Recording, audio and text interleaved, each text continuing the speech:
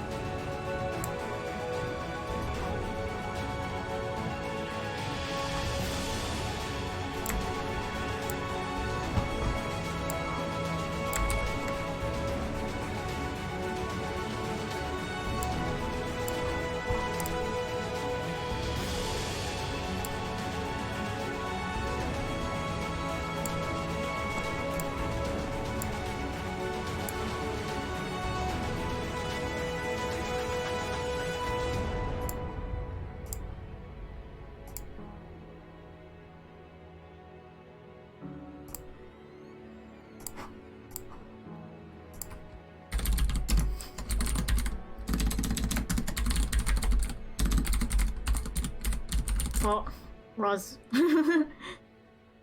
What?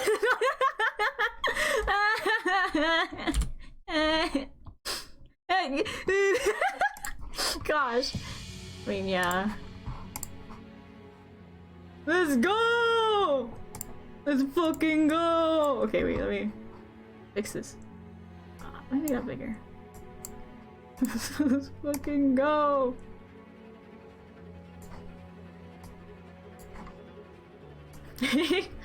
Read my setup.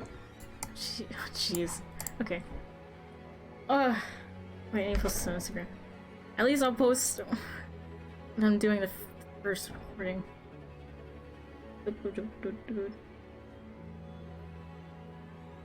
Yeah.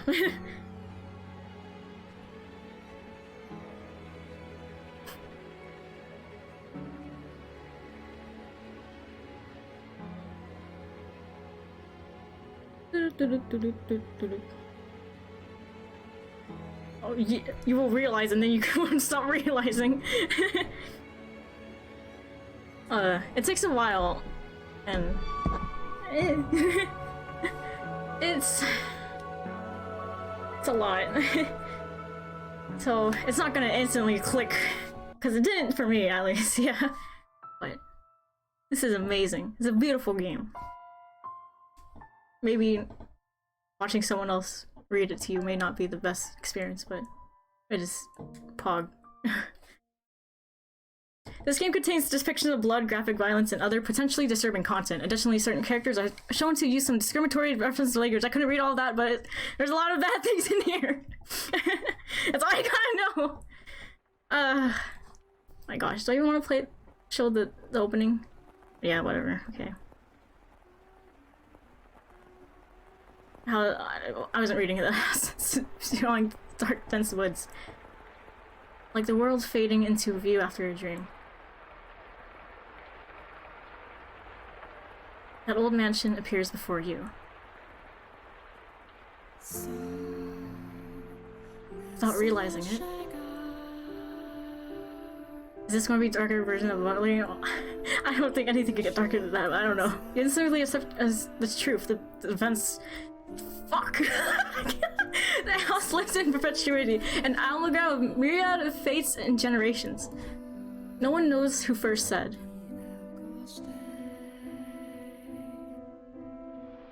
That the mansion was cursed. It's a sexy house, yes? What is it?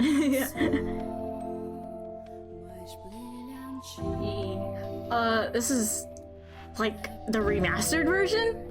So, a lot of the things are different for me. Otherwise, the text is all the same, right? I believe, but the graphics are... Wow.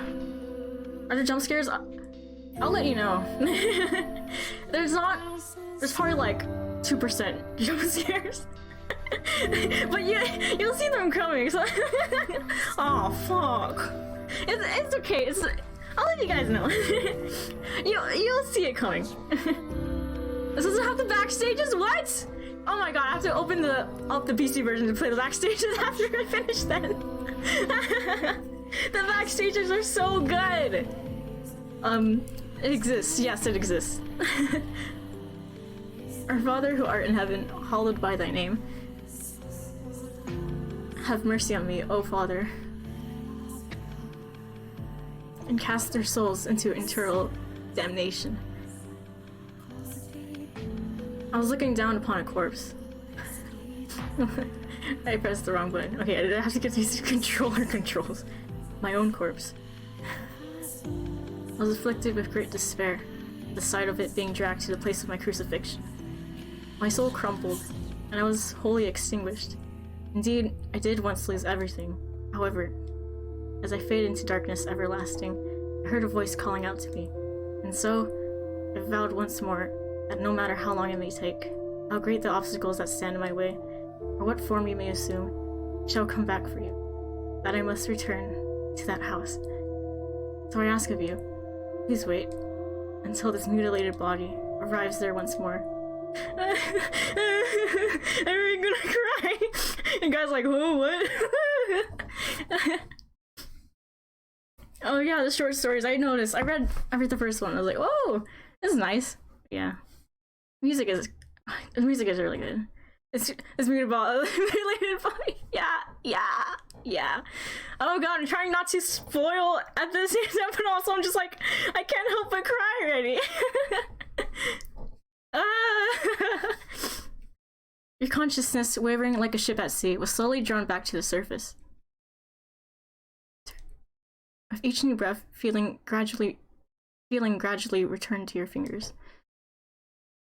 Master, you could hear the pattering of rain from somewhere. Master? And the sound of a crackling fire. Wake up, Master. Creak, creak, creak. Wake up. When you came to, you were rocking back and forth in a rocking chair. The room was dimly lit. Aside from the flickering of the fireplace, there was no other illumination. No light shone through the closed windows. There was only the pitter-patter of rain on the glass. It was as though the whole mansion had been enveloped in darkness. Is this a horror game? Not exactly, but... yeah, please help me explain. Not really, it's just... maybe... It's a bit spooky. It's a gothic themed, so it's gonna be... it's just nervous-ish, kinda. It's not horror, though. It was as though the whole mansion had been enveloped in darkness. Oh, splendid. You have finally awoken. Someone called out to you. You were about to search the room, but that turned out to be unnecessary. There she is. The source of the voice was crouching beside the chair, looking up at you with emerald eyes. I love you! Good morning, Master. Oh, good morning. Maid! What is the matter? Are you still waking up? You seem rather drowsy. Come now, you must gather yourself. Though I am glad to hear your voice.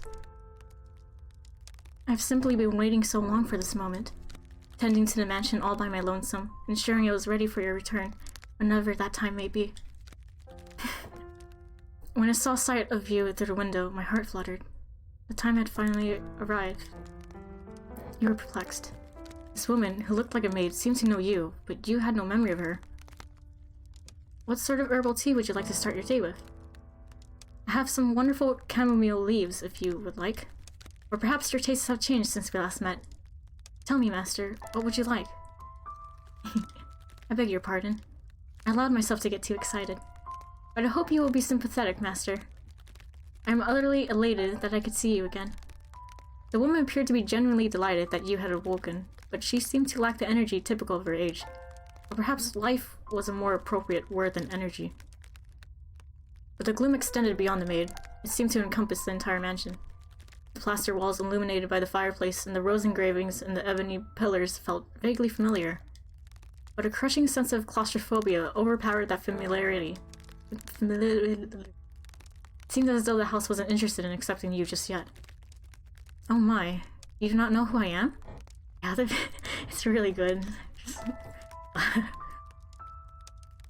Do you not know who you are either? That is quite a predicament. If you cannot remember who you are, then who am I to serve? The woman's face was pale, almost as though she... A faint chill ran down your spine. You are the master of this house, though it would seem you have no memories of such. Quite the dilemma. It is a very yummy atmosphere, right? If you do not know who you are, then you are no different than a stranger to me, no? Indeed, you have returned. But from where? That I cannot say. And how about this? I am a servant of this mansion, and as such, I am familiar with the many incidents that have taken place here. I shall show you the history of this house, master. That will surely allow you to recall who you are. The freshly awakened gears in your head began to turn as you mulled things over. The maid had called you the master of this house. But without a single mirror in the room, you had no way of seeing what you looked like. Unable to decide, you reflexively nodded. Let us be off then. Fear not, I merely entreat you not to let go of my hand. Should you hold it tightly, you need not worry about being washed away by the waves of history. No matter what happens, you mustn't let go of my hand. Oh my gosh, wow, the background, I can't... Just seeing the hazy, vague, like, filtered BGs of the original, ugh. You is so meek, it feels weird. Yeah, you. Your hand in hers, you followed the maid's lead through the hall. The air within the mansion was oppressive, as though a black miasma hovered within. The house was bleak and barren, hardly a trace of color to be found. You came across an open window. Beyond it lay nothing but darkness. Neither sunlight nor moonlight could be seen. There were no chirping birds, no rustling grass, no signs of life at all. Everything that would normally give color to the world had vanished entirely. The only other presence was that of the maid. Following her lead, you proceeded through the mansion. Your tree, though. Damn, you're right. Dead tree. With leaves. After some time, you arrived at a double door, the glass within shattered. The door, once pure white, had long since faded into a dull gray. It appeared to lead to the back of the garden. You could hear children laughing on the other side. Though it is in the state you now see it, a beautiful, beautiful garden once lay beyond these doors. The owner of the time enjoyed gathering rare species of rose from all across the world. At its grandest, it seemed every flower was in constant competition for the most majestic bloom. Would you like to see this wonderful era of splendor and prosperity? Very much hope it is to your liking, master. God, all these words are hitting so different after playing it the first time. The maid opened the doors to the back garden. A sudden gust of wind brushed across your face, forcing you to close your eyes as you followed the maid out the doors. The capitalized U's are driving me nuts.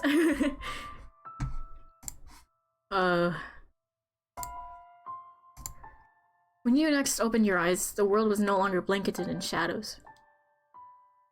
It's okay, the kid's alright. The kid's alright. The first door! Ah! 1603. Thinking of Fata Morgana again. Do you know about the NG plus stuff? I've heard of it. I haven't taken an interest in it, but I see friends talking about it.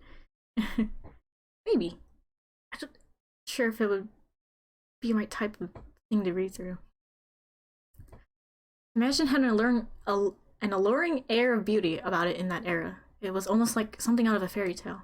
This period of history could perhaps be described as a symphony of destruction, as cumbersome principles of old came crashing down. Free from the day-to-day oppression of these antiquated precepts, the people seemed to hark back to the more poetic, expressive ways of the old. They took these newly blossoming emotions in hand, and with them they wrote literature, painted portraits, composed theater, and found love. Even the church, which had maintained authority throughout the Middle Ages, embraced the changing times, adopting the culture's flowering sense of aesthetic. War would break out not 20 years from then, plucking the ripened era from the tree of history. But that is of no concern to us now. At the time, it was still what people referred to as the Golden Age, a period of furor for all who were there.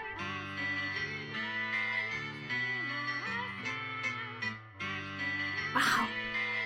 My gosh. Now, let us take a slight detour. No, we will not be changing locations. This is a tale about the mansion from beginning to end. We will, however, be moving through time. Say, about 8 years into the past. A very wealthy family lived in the house then. The mother and father, brother and sister all had distinctive, beautiful flaxen hair. I was always enamored by their hair. By contrast, mine is the color of a wet crow. No, maid, you're beautiful. See, there I am standing around, looking rather a fool. I was happy back then. And what reason did I have not to be, afforded the opportunity to attend to such a beautiful home? So I poured my heart into serving that family. Listen closely if you would. Those are cute, yeah! Just like her, yes. That soft fleeting sound that could only be a young girl singing. Can you hear it? Ah, la la la la la. I think it's it. It's for certain people. It will like reel you in, like ooh, it's a real flight. The girl you see cheerfully. Sorry, I'm going nuts. The girl you see cheerfully picking crimson roses and singing like a songbird was called Nellie. Though young, she sang of elegance. Don't you kick her in the face! Nellie was deeply fond of the house's garden, and she would often spend her afternoons there. Gorgeous roses gathered from all across the world bloomed. Gorgeous roses gathered from all across the world bloomed in the garden. They were given the utmost care and even had their thorns removed, so young Nellie would not hurt herself naturally. The light brown-haired girl carefully plucked petals from the roses, gathering them up as she sang. Her voice was like music played by fairies. Nay, the sight of her was like an angel descended from heaven. Oh dear, please don't look at me like that. I admit I was being rather fanciful. But what is a woman if not fanciful? Little bird, singing night and day. I don't know, singing for your little birdie heart. Sing your woes away. Pretty flowers all around the little birds. And even when the sun comes up. Oh dear, smell. I've forgotten what comes next. Are you listening? No!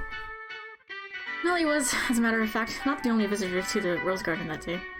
She always came with her older brother, Mel. Oh my god! Don't associate me with this boy! The fuck boy!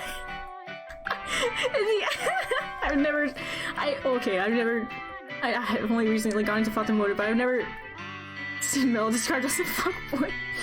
Do not associate Emil with Mel, though. Please don't. Nellie was, as a matter of fact, not the only visitor to the rose garden that day. She always came with her older brother, Mel. I never remember if I read that. The young siblings were inseparable. Mel adored his little sister, who in turn pined for his attention. The sight of the two innocent children cuddling together, not yet shackled by fear for the future, was truly heartwarming. That day, Mel was sitting in the shade of a tree reading a book. As I am sure you are aware, in their time, books could not yet be mass-produced. What he was reading had been copied by a scribe. I presume he had borrowed it from the church. The book, having passed through many hands over many years, was visibly worn, but I suppose that just speaks to its importance. I was, in fact, a Latin grammar textbook he was... It was!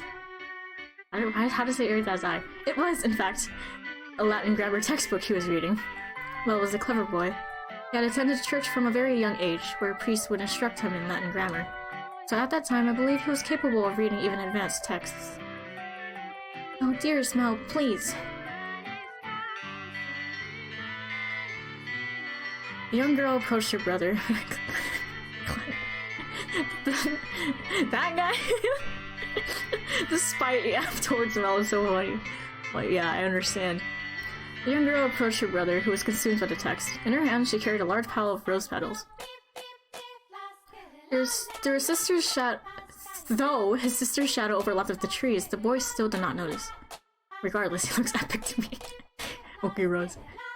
So Nellie puffed her cheeks, thrust out her slender arms, and let the petals fall. Ah! Look, your head is covered in roses, Mel. Oh, Nellie, you got petals on the book.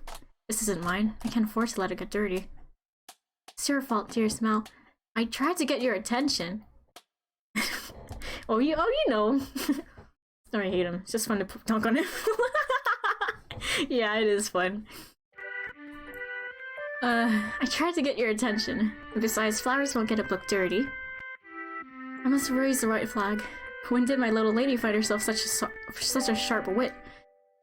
While waiting for you, dear Smell, I waited and waited, and you didn't so much as glance at me. I'll be an adult by the time you're done reading that book. Wow, that soon? That soon? Why did I read it like that? Mother says girls grow up fast. She may be right. In that case, we should do something together before you're all grown up. Surely you won't play with me any longer when you become an adult. That's not true. I'll still play with you even when I'm grown up. But grown-ups don't play, Nelly. Fine, I'll stay a child forever then. Didn't you just say you're about to grow up? You're so mean, Mel. I'm sorry. Please don't pout, my little lady. How about this? To make it up to you, I'll play whatever you want today. Really? Do you mean it? I want to play make-believe. Make-believe? Make-believe. I will be a princess taken captive by an evil kingdom, and you, dear Smell, will be my valiant knight. And then you turn into a prince when you rescue me. A knight can become a prince? Impressive.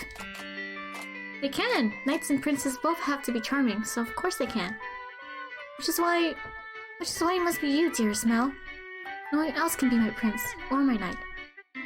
While he may have appeared outwardly embarrassed as his rose-cheeked sister proclaimed prattlingly, I am certain he was smiling on the inside. After a few moments he meekly knelt, bringing himself to eye level with Nelly and gently stroking her soft hair. Alright then, you're my princess, Nelly.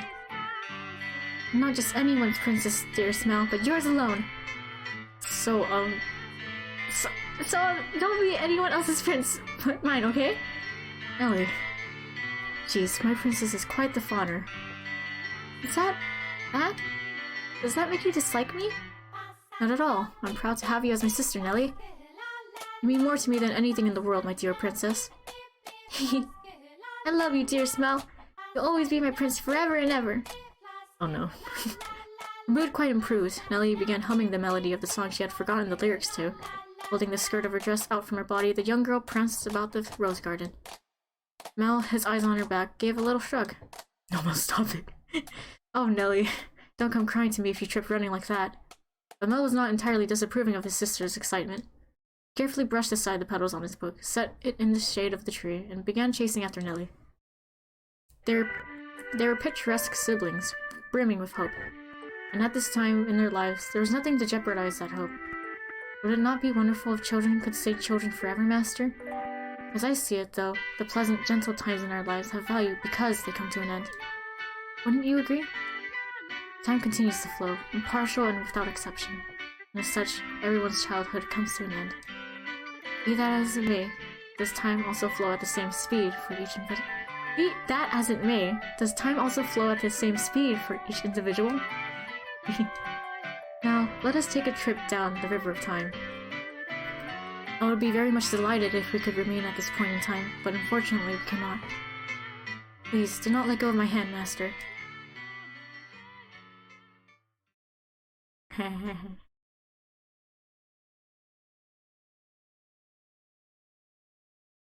I'll be on my way then. Like, why would I care about these wheelchair women? I know, Ross! Oh, you usually stay for longer.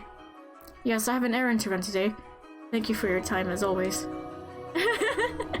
God, the blondish boy is always...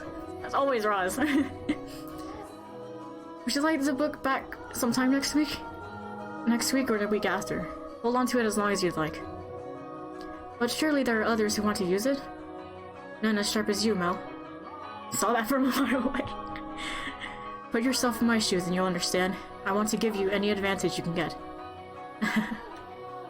Oh, do you not believe me? No, I believe you, Father. And I mean to do whatever I cannot to disappoint you. That's the spirit. If you need anything, don't hesitate to ask. I'm proud to have you as my pupil. Ah yes, and Mel, do consider what we were talking about. Oh no, a church boy. Going to university? Indeed. If you do, I can introduce you to some accomplished instructors. There's very little left for me to teach you, and I believe you would make a fine priest. It's an honorable thing, Mel, to devote yourself to the service of our Lord. I'll give it some thought. If you excuse me then, I'll see you again. Our doors are always open. Farewell. I only read this like a week-ish ago. It's not that fresh, but it's also like nostalgic already to me. Whether it's in the service of God or the service of the church, it is an honorable profession. With theology, I wouldn't mind attending university, but I'm not sure. I'd kind of like to do something different, something more befitting of the times. As for what, though, I'm stumped. But I need to make up my mind soon. If I drag my feet for too long, even my father is liable to grow impatient. Oh yeah, it is unique, huh? Mercy me. Young sire, blessed young sire, alms. Alms for the poor. This beggar. I'm not mistaken, he's been outside this church since last week? Alms. The way he shakes his head. I can get a glimpse of his forehead under his hood. He's completely bald. I hate that the internet has diagnosed me to like just think bald! Bald! Sorry, poor person. Buy yourself some bread with this. Thank you. Thank you very much. Thank you, come here. Oh my gosh, that comment's getting you blocked. Yeah. May the Lord bless your soul. Thanks. The Lord. Oh no. Ellie's going to be cross if I don't hurry home. Curses, it looks like it's going to rain.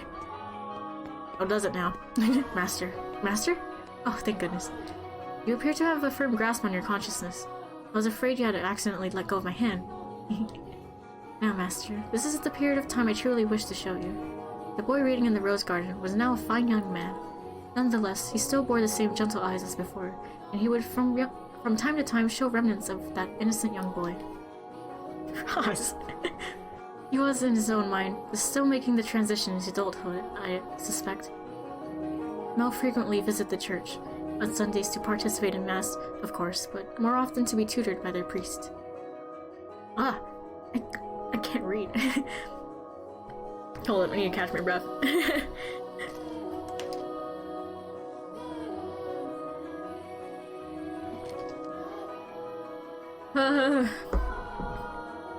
In addition, he also attended a private school run by an eminent marquis. Though it was not a school where students had desks and sat in rows. They studied at the marquis's estate. Secondary and higher education was not the same as it is today, and Mel was considering university. The priest wanted to recruit him to the church, but Mel was having difficulty deciding what he should do. That he had such a choice is envious, is it not?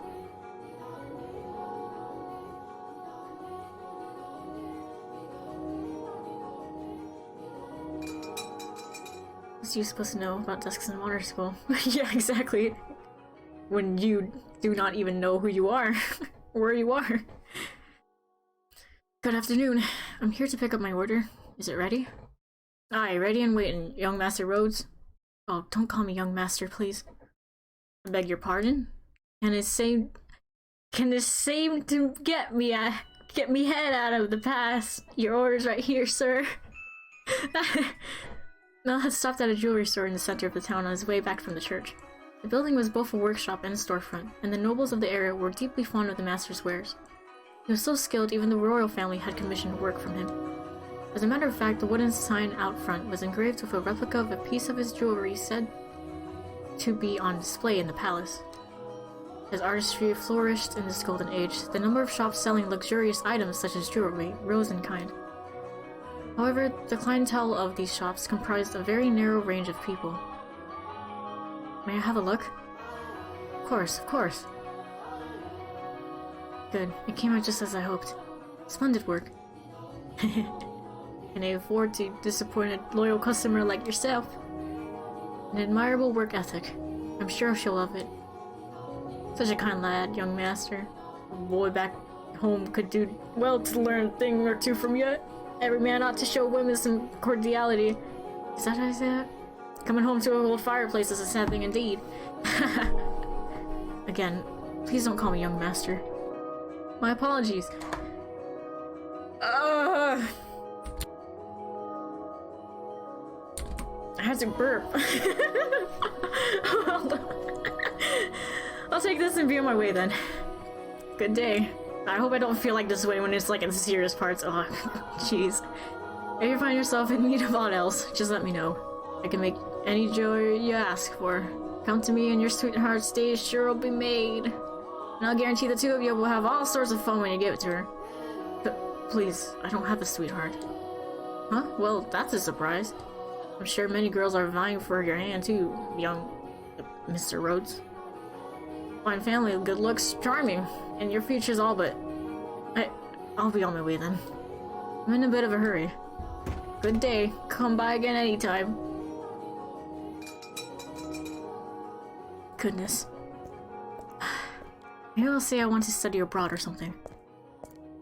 No, the shopkeeper, gosh. Patient as my father may be, that would certainly anger him. I can hear it now. You're wasting your God-given talents, boy. I would renounce my name and rank and go somewhere far away. That sounds like the kind of plan Nelly would come up with.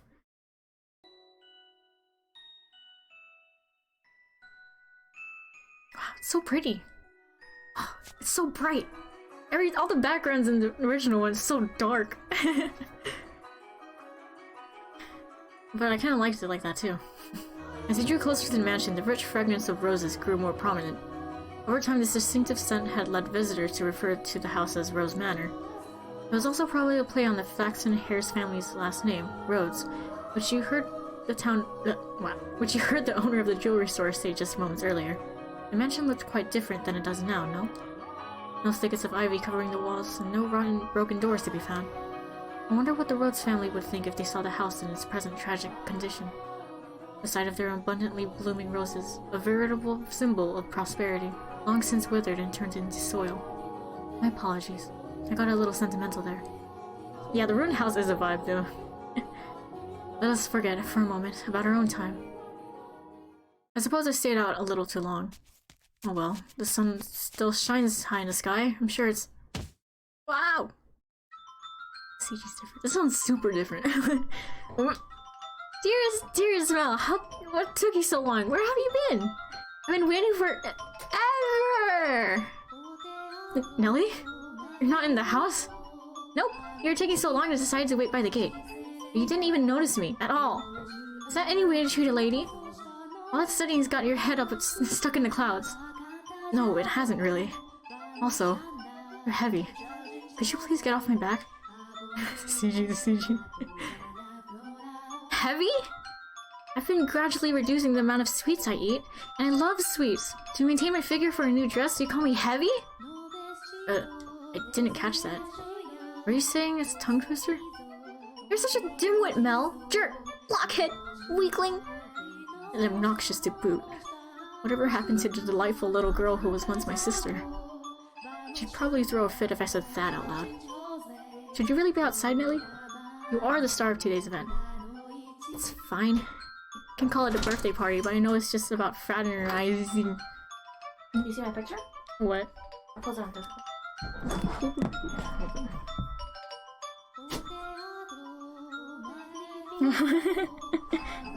Is this chill there the whole time? No. Oh. Sat down for like 2 seconds.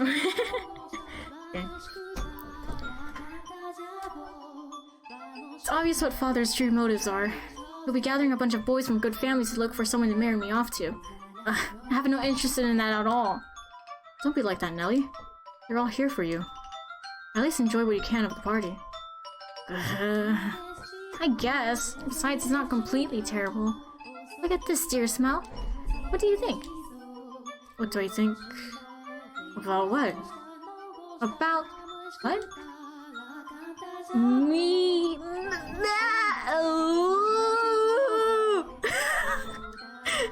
My new dress! It arrived! I'm wearing it! How could you not notice? I did not. I did notice it was something I hadn't seen before, but you have so many dresses, Nelly, so. But this is the dress I had made just for today! Look at the colors, they're so pretty! It's the work of a renowned dyer. And this bell is just lovely. You see how it comes together to form a butterfly? Yeah, like a butterfly. Oh. Oh, I'm just absolutely in love with it. I think I'll be wearing this dress for a while to come. So, tell me, what do you think? Does it look good on me? Remy being a baby, hold it. Come here, baby. Oh, doggy. Does it look good on me? Yeah, it does. It's pretty. In some ways, I guess she still is a delightful little girl. Oh dear, Smell. I love you! Jeez. Oh, don't jump on me like that. Oh my, you dropped something. And what have we here? Wait, hold on, no, you can't have that yet. Is it a present? Give it back. I was going to give that to you later. I knew it, it's for me. Just what could it be? Hey, don't open it. What's the big deal? It's going to be mine. It's going to be mine soon anyway, isn't it? Ooh, I love it! A rose necklace! And this design, it's from the jeweler the royal family uses. Oh, my dear Smell. You had this made just for me. Oh, jeez. It defeats the purpose if you open it before the party. Happiness is always better sooner rather than later, Mel. I think I'll put it on right away. There, how does it look? You can read this conversation in a different way. It looks lovely. What was that? I don't know how I'm supposed to read that. My prince is still the sweetest in all the land. Don't make such weird noises. I guess it was supposed to be weird. Oh, but why not? The prince always knows exactly what his princess wants. This princess wanted some rose jewelry to go with her new dress. Understand? Jeez, I sure don't have it easy playing your prince, Nelly. It might be about time you found a new one. A prince is a prince because he can't find one. He can't just find one standing on the street corner. If you want to retire, dear Smell, you're going to have to wait another 10 years. That's a long time. Or if you find yourself a new princess. I'm not so... You're about as romantic as a rock, dear Smell. Don't worry not, your adorable little sister will always be your princess. What more could you want? Are you really allowed to be the judge of that? Okay. Yeah. I mean more to you than any other girl in the world, do I not? Then it makes me your perfect princess. Hey, what was that laugh and I'll be over soon laugh? You're always telling me I mean more than anyone to you. Yes, you do. More than anyone in the world, my beloved baby sister. Take good care of that necklace. Thank you, my dear Smell. Well, if you're happy with it, then so am I. You're very welcome. Now, back into the house with you. Can't have a party without the guest of honor. Do you know if anyone is here yet? Nope. I imagine they'll be here soon, though.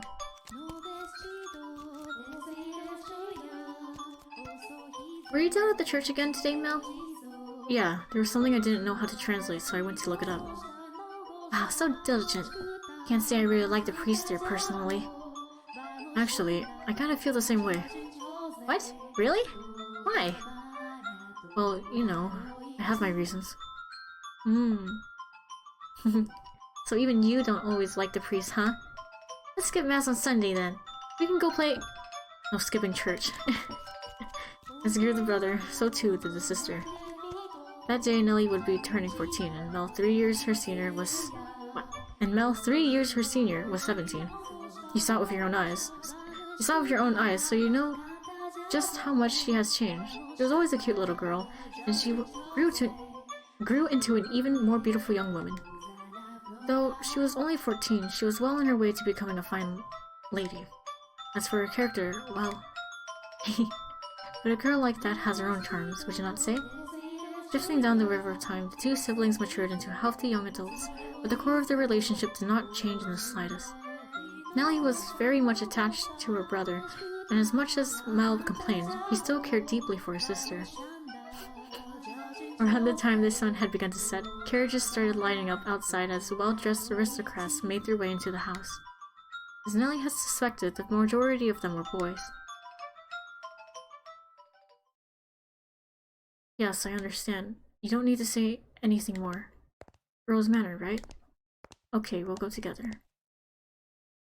Me? Alone? No, please don't make me.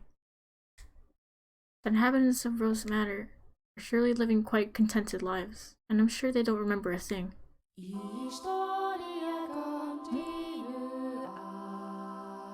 Why am I confused? The room with the fireplace was always kept in pristine conditions so they could entertain guests at any time. Walls colorfully decorated with tapestries and stained glass windows gave testament to their great fortune. The servants' first assignment every morning was to clean this room. Pitchers, silver plates, and silverware were polished to a shine so they could be proudly put to use at a moment's notice. And for events like their daughter's birthday, the room served an even more important role. The table's tops were removable, so they had ordered new tabletops with designs made especially for this occasion. And once the banquet had drawn to a close, tables speckled with half-empty wine glasses and leftover candied fruits were moved off to the side to make room for, of course, the festivities.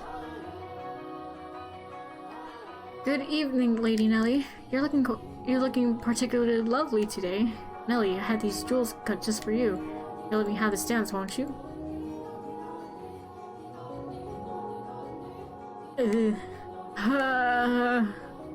What's the matter, Nellie?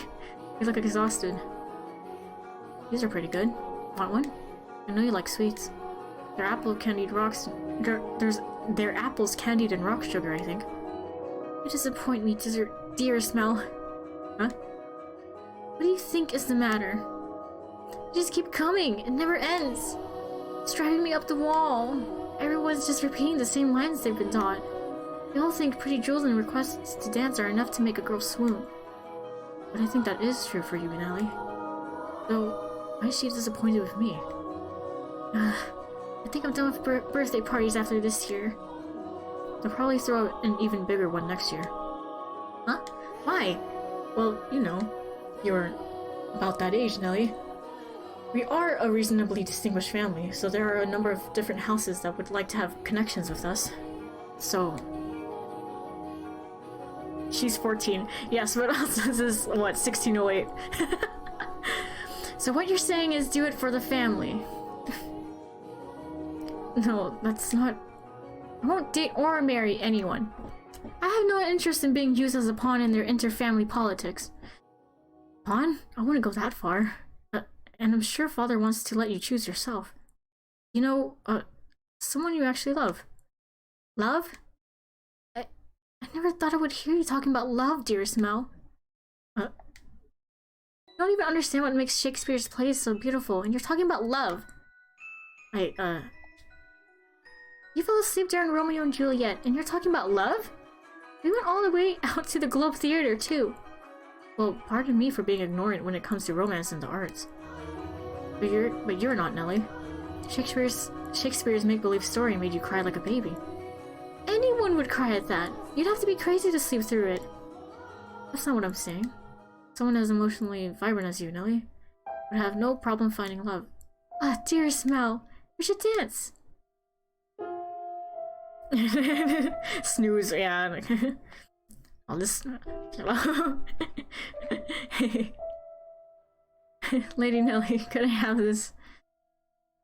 Let's dance, dearest Mel. What? Me? Wait a... Come on, I really like this song. Quit pulling on me, Nellie. What's the point of us dancing? We're siblings. Mother and father are staring daggers at us. No matter. What day is it today, dearest Mel? I love the song, though. Your birthday. Exactly. So I can do what I want. Now, attend to your princess, as a proper prince should.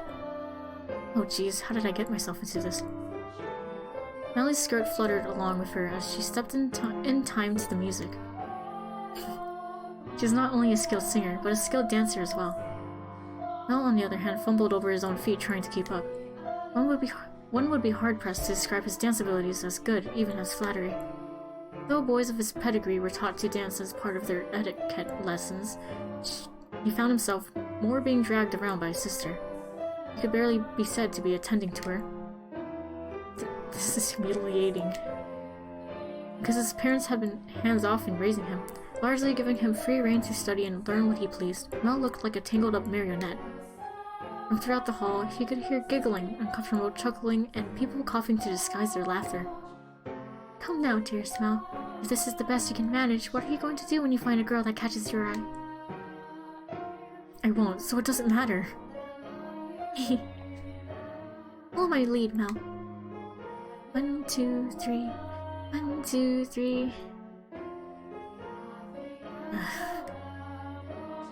Melly alone enjoyed her time dancing with her brother, and quite thoroughly at that. It did not matter to her that he moved awkwardly or that the guests were giving them cold stares. It was their parents who first cracked under the pressure. Just as their father was about to give an exaggerated cough and stop the music, a ruckus suddenly swelled up near the entrance. It rumbled the controller. What could that be? Who knows? Whatever's going on, I've been spared. The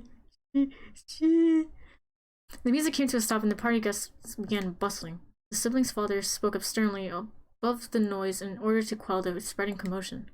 He ordered the servants to investigate, had the music restarted, gave a short apology for the interruption, and set the party back on course. Yeah, I'm trying not to spoil. They're not explicit, at least. I went to go check on the entrance with the other servants, as I recall. Oh my. Why are you looking at me like that? These are not my memories, but those which dwell within the mansion. Do you think we should be following what happens next from my perspective, then? That is not what confused you? Well, your questions shall be answered in time. In time? I didn't read that right.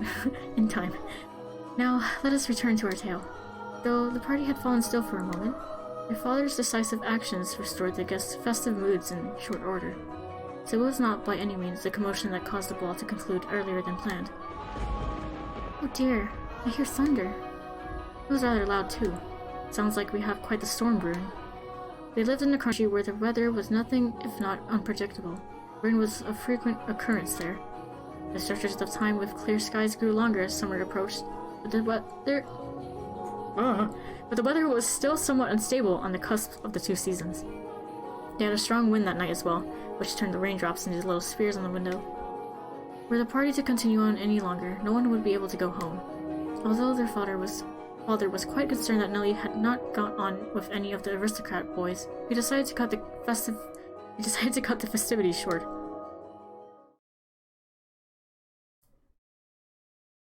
Thank goodness it ended early.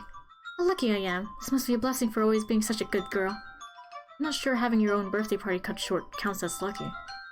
But it was no fun. I can't help it if I'm not enjoying myself. For heaven's sake, Arthur was here. I have no interest in dancing with that dunce. Arthur? Who's that again? Someone who was here? Unbelievable. You don't remember anything, do you, dear Mel?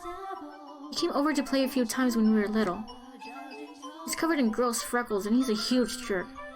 He said my hair looked like the color of fallen leaves. Fallen leaves! Just thinking about that ugly smirk he has me fuming. And yet he acts like nothing happened. He even calls me Lady Nelly for goodness sake. Are you listening, dear Mel?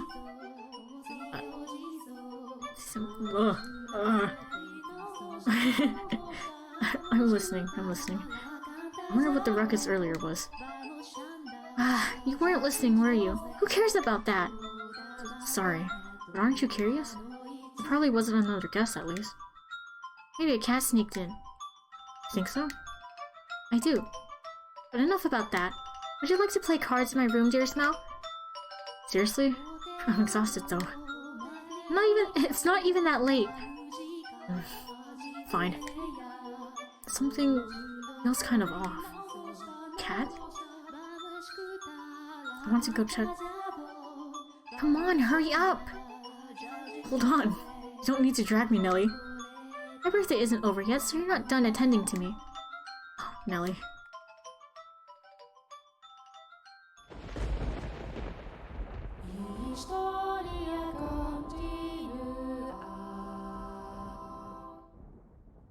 Oh, oh no. Oh wow, that's. Oh, how do I open? Okay, wait. That's the log. Oh yes, okay, that's safe.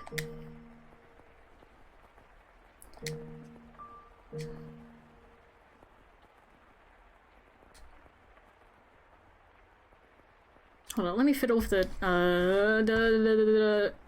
settings. A moment. Oop.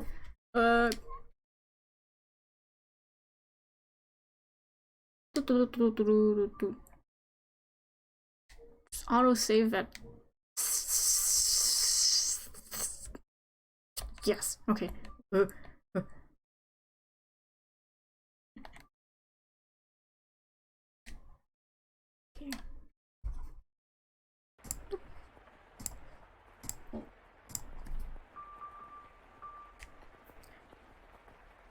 Brain just won't let up.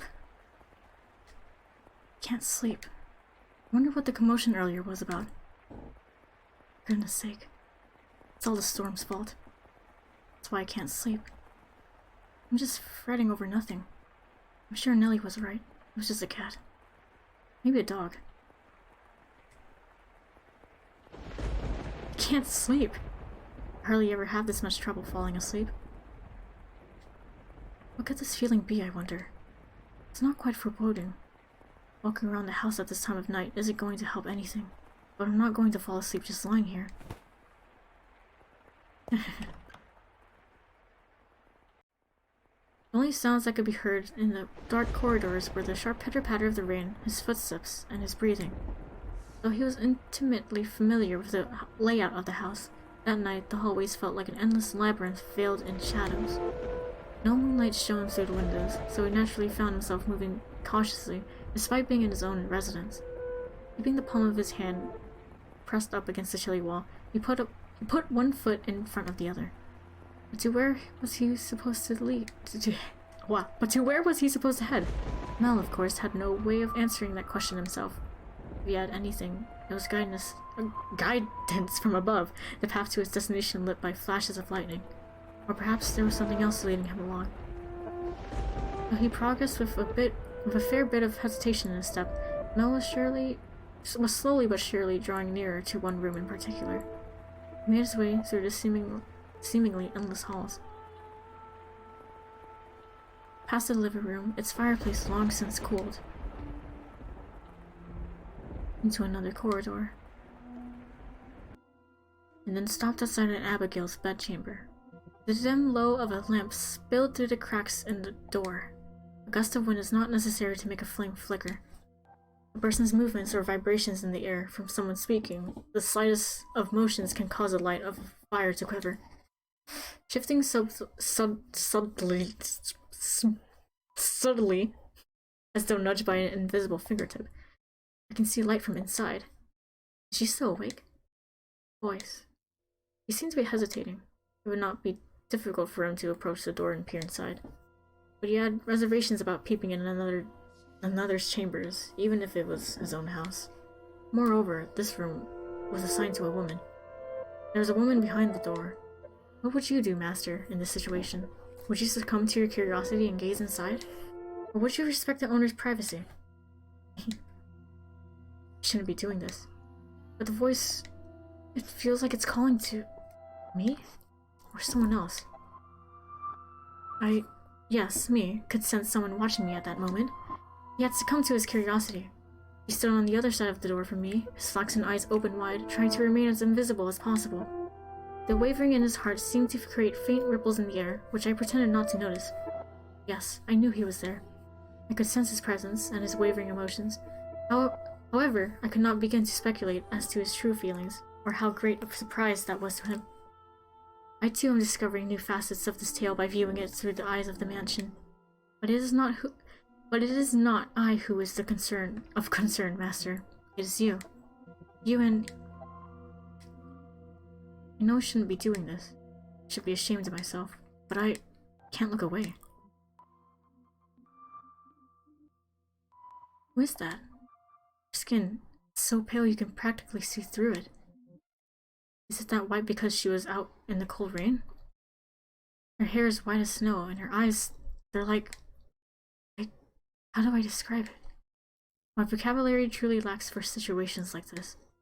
They look like blood? No, that's just disturbing. Then wine, perhaps. No, more translucent than that. Gemstones, then? Yes, gemstones. Her eyes are like rubies. Never seen anyone like her before. What could they be talking about? Mel's eyes were affixed on the peculiar young woman. She had glass-like skin, eyes that glimmered in the flickering candlelight, and snow-white hair that flowed like luxurious silk. Her lips were bluish-purple, her soft, delicate skin sullied with grime. Her twinkling eyes pointed down at the floor, and her hair this disheveled mess. Disheveled? She was, even at a glance, clearly not a lady of means. Damn, you're right, though. The tips of her fingers were cracked from the cold, her nails pale from malnutrition, and her garb little more than rags. However, true beauty is always visible, no matter what it may be hidden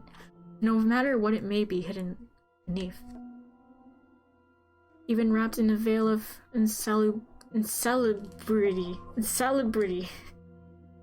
Even if she thought herself hideous. I wonder what happened to her. Mel could no longer avert his gaze from the girl's visage.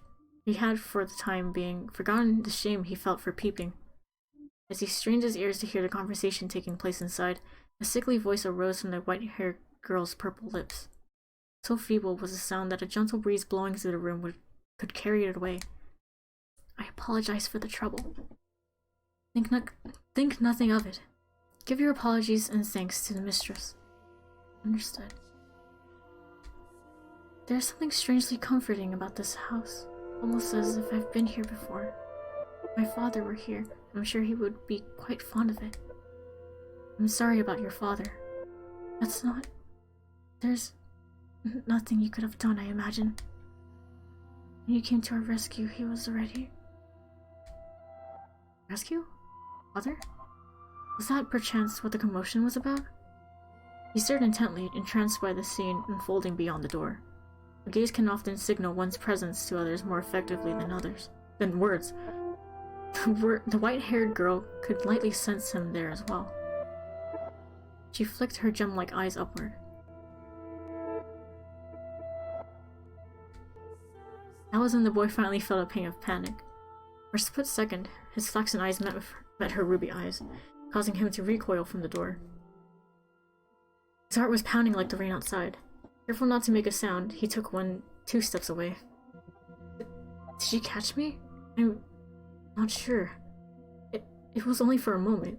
She can't have seen me. The boy did not have the courage to peek in on the room a second time, so he cautiously returned to his bedchamber as quietly as he could manage.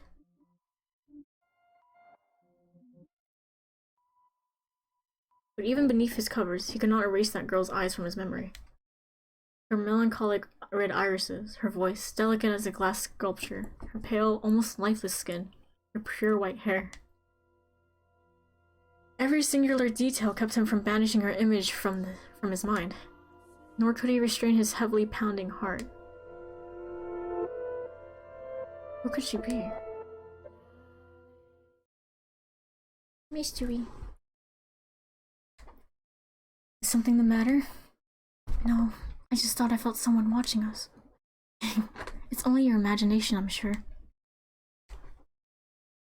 If not your imagination, then perhaps some unseen force was watching you. Unseen force? Are you familiar with how people refer to this mansion? Rose Manor. Yes, indeed. It is called Rose Manor because you can smell the sweet fragrance of the rose garden even at a great distance. But that is not what I meant. It is said that a witch resides within the house. A witch? I have not heard any such stories. Probably wouldn't have. It was a very, very long time ago. Nothing you need to concern yourself with. You have a peculiar presence about you. Should I consider that a compliment? It's getting late. You should get some rest. A room has already been set aside for you. But first, may I ask you one thing? Yes? I do not believe you have given me your name yet. My name is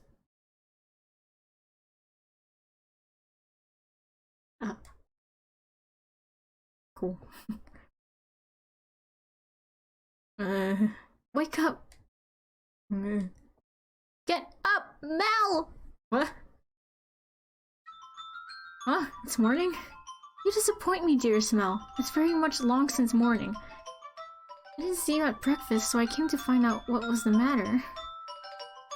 I've really been asleep that long? Your father is too lenient on you, dearest Mel. Oversleeping is hardly proper behavior for a firstborn son. I know. But before that... Yes, dearest Mel? What are you doing in here? You can't just go prancing into a boy's bedchamber. Leave that to the servants. I did send one for you. You're the one who refused to wake up. Besides, it's not like we're strangers.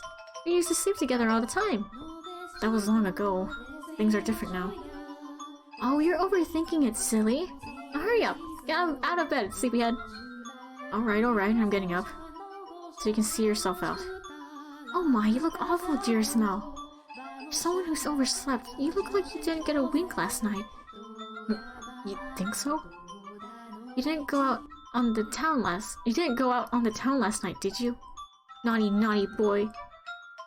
I would never know that. I squeaked. I don't think I believe you.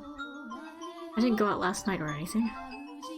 Tired because you had me playing cards until late, Nelly. Hey, we weren't playing for that long. Besides, look at me, I got up just fine. Anyway, shoo. I can't get dressed with you in here. Fine, I'm leaving. Oh, I almost forgot, dearest Mel. What now? Come on, no need to be mean. I'm sure you'll be quite surprised at the news. Oh? Breakfast, which you missed, Father told us. Told you what? Do I really want to say? Do I really want to say? It sounds like you want me out of your room, dearest Mel. Please, Nelly.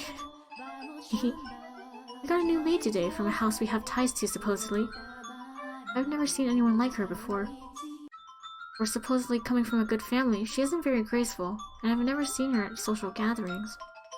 And that's not the surprising part. Does that mean... She's peculiar. It's a very unusual appearance, that one. Have white hair? What? How do you know that, dearest Mel? Thanks, Nelly. Hey, get back here! For goodness sake, what's gotten into him?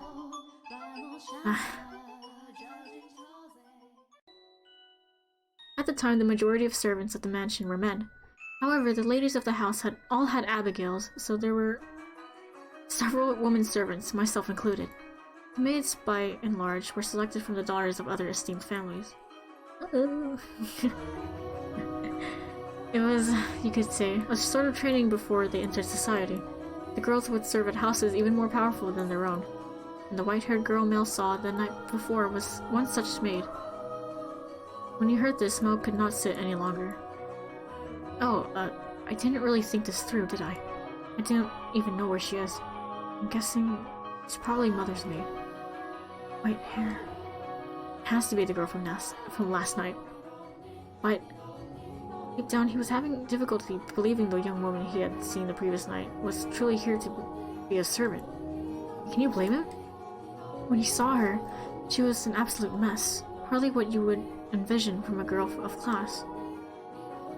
But he did not seek her to find out whether that was true.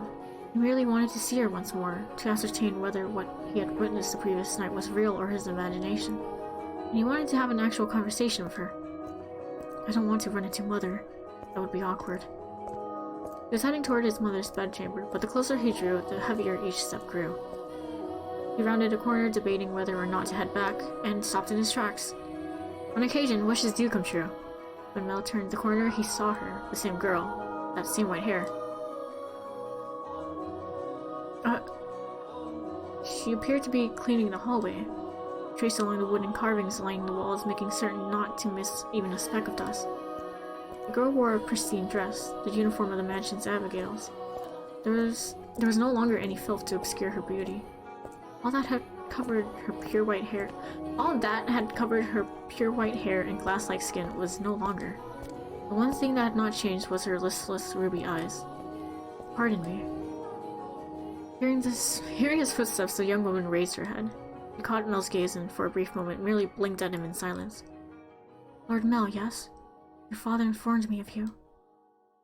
Did he? I guess I don't need to introduce myself then. I believe she made an attempt to smile, though it was difficult to tell, and she quickly dropped her gaze back to the floor. Flax and Ruby met only for the briefest moment. She seemed to be looking at both someone and no one at all. Everyone here truly has the most beautiful color of hair. Did you have business with the mistress, Lord Mel? You can let her know if you would like. No, I was looking for you. For me? Mel felt as though all the blood in his body had begun to flow backwards. He could not effectively describe the sensation, but in a word, it resembled panic. On his way to find her, Mel had come up with a number of subjects he wanted to talk about, and he generally had trouble speaking with others. He had less experience interacting with women, this was true, but the time he had spent around Nellie had kept him from stumbling too much. Until then. Yes, for you. Why would you be looking for me, Lord Mel? I was wondering how you were doing. Pardon? I'm quite fine. Good, that's great to hear. You fool, Mel, what are you even saying? You have more important things to ask, like where she came from. Or to tell her she has pretty hair and eyes. I don't want to trouble her too much. Lord Mel? Yes? Sorry, you just suddenly fell silent. Was I, in your way? In my way? No, not at all. What are you up to? I'm cleaning. Well, yeah, I didn't even need to ask. You're cleaning.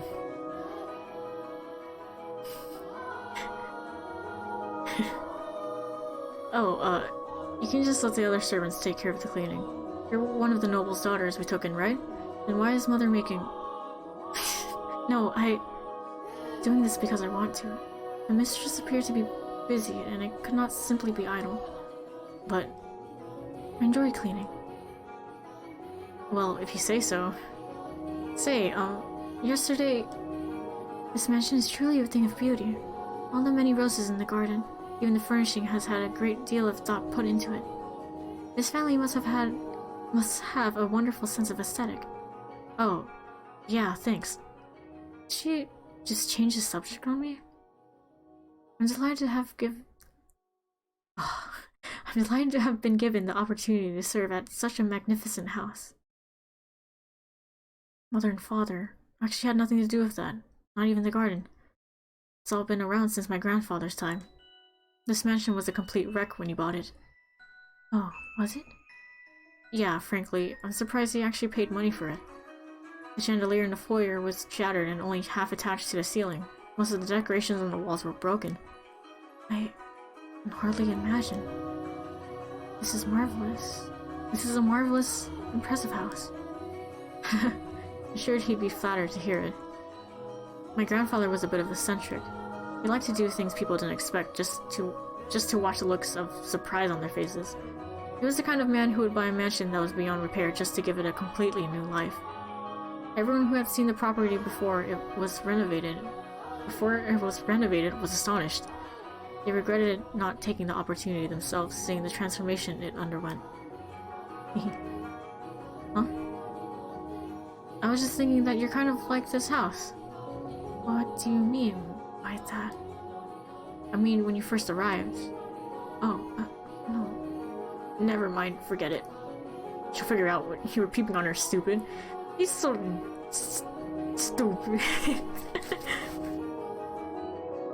She hasn't yet, has she? Yes?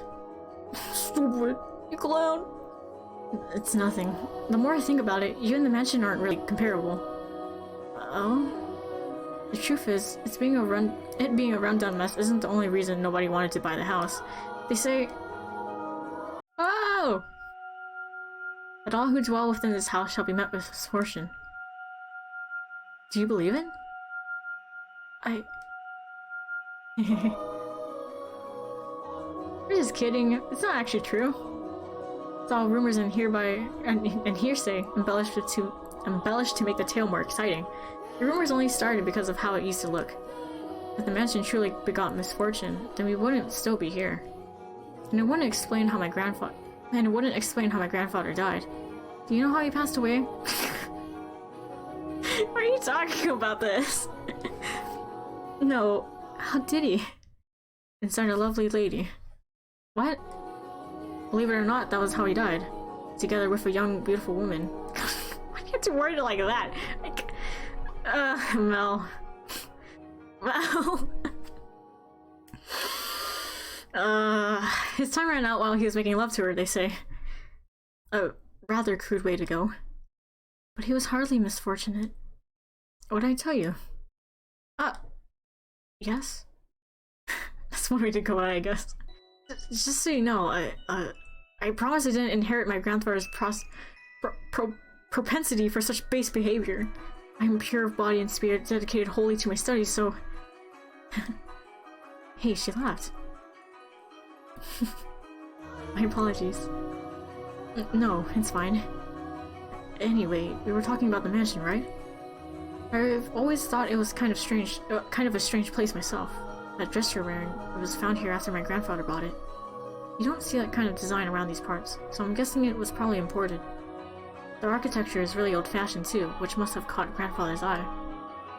When he announced his plans to buy it, the entire family opposed his decision, but he refused to budge.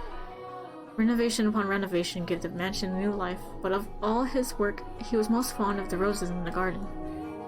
He collected species from all across the world, and every time he got a new one, he would summon gardeners to arrange and grow them. It took incredibly long to complete. There were even some that wouldn't grow in the climate of this land, but grandfather refused to give in. He truly loved roses. Me, I don't really get how someone could be so impassioned about them. It's just embarrassing every time someone calls this house Rose Manor. Perhaps the roses were meant for someone. What? I'm simply speculating. Roses make wonderful gifts after all. Indeed they do. If you like roses as much as Nelly, then you're welcome to go see them for yourself. Pick as many as you like. If anyone asks, just say I gave you permission. Don't be shy. I'm sure it'll get tiring if all you do is work. No, I'm sensitive to sunlight. Oh, that's unusual. Perhaps that explains why you're so pale. I had no idea. That sounds rough. Your skin is so pretty too. You don't seem terribly surprised. What? Oh no, I'm very much surprised. Or would you have preferred a more dramatic response? No, I expected you to find it disturbing. I'm sensitive to sunlight and can hardly spend any time outside. It makes me sound like some kind of demonic creature. Oh, you worry too much. There's not a monster in the world as sweet as you. This dude. Yes? Are the other maids teasing you, perhaps? That black-haired one especially, she's... how do I put it? A little frightening. Almost as if she has a steel heart or something. She's impenetrable. Right, she was one of... Right, Right, she was one of Mother's maids too, isn't she? Now I'm even more worried. Since you refuse to follow my instructions, you are henceforth hellspawn. I can imagine her saying that. Oh, and again. I am very sorry. I don't need to apologize. In fact, I'd wish you laughed more. She's actually very kind to me, and everything she does with incredible precision and efficiency. She looks so young, and yet she has such skill. How long has she been here in the mansion? Actually, she's been here for quite some time, but I don't know exactly how long. No one knows how old she is. It's kind of creepy. I've never once considered her such. Sorry, you're right. It's bad manners to speak ill of others. Either way, she still scares me. It's like there's no light in her eyes. Like her smiles are all faked.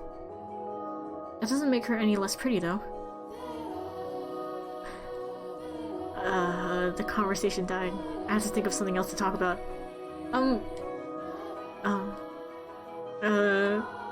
Yes, you can ask me anything. Does the master Your father, Lord Mel, often retired from the mansion. I have not seen him around. Oh, yeah, father frequently returns home. This mansion is actually our secondary house. God, rich people. Why do you ask, though? I was just curious. Nothing more. Oh?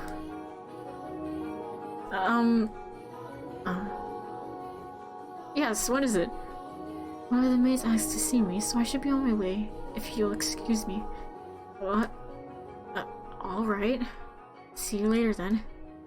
Goodbye. Alright, one moment. Since you're sensitive to the sun, I can pick some roses from time to time for you. For you to decorate your room. Lord Mel. That's all. Sorry for holding you up. Why am I so bad at this? She definitely thinks I'm obnoxious. I want to hide under a rock. I want to reverse time and try this over again. Roses are not becoming of me. It's too kind.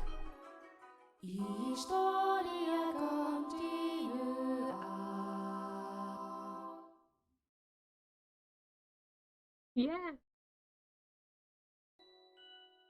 You have my thanks, Father. And I apologize for being late today. Now there's something unusual. You not being punctual. Maybe next we'll go a whole month without rain. Do have mercy on next year's crops, Mel. You hyperbolize, Father. So, did something nice happen? Huh?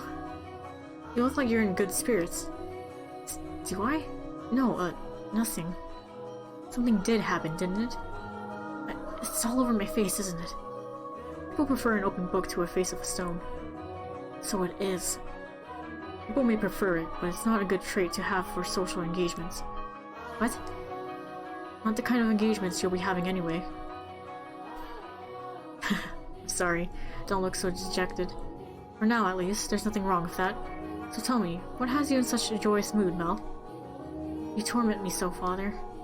We've taken on another maid. You know how that goes, right? Someone new comes and things get lively for a while. All the excitement has gone into me, that's all. Oh. Why are you looking at me like that? No reason, no reason. So, what family does the little lady come from? Oh, I don't actually know. Don't know? I was going to ask her, but I missed my chance. Father has returned home, and I can't speak to Mother. I see.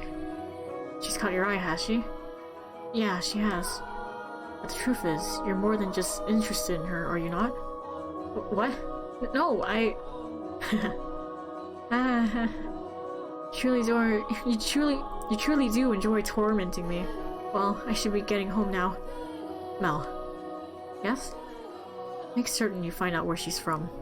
If you're genuinely interested in her, it's your responsibility to determine if she's actually suitable for you. Thank you, and excuse me.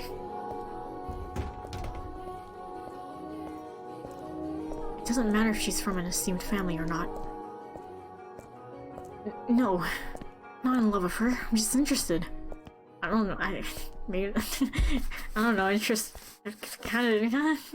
This isn't love. No, it couldn't be. This is me we're talking about. Besides, I hardly even know her. Young sire, blessed young sire, alms for the poor.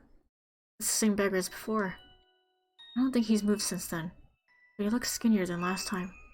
He's going to have trouble making it through the summer. I should give him something while I still have the chance. Alms for the poor. Have mercy. Sorry, but this is all I have to give you. Thank you very much. Blessings upon you. May the Lord bless your soul, young sire. Thanks. I feel bad for him, but that's just the way of the world. Farewell.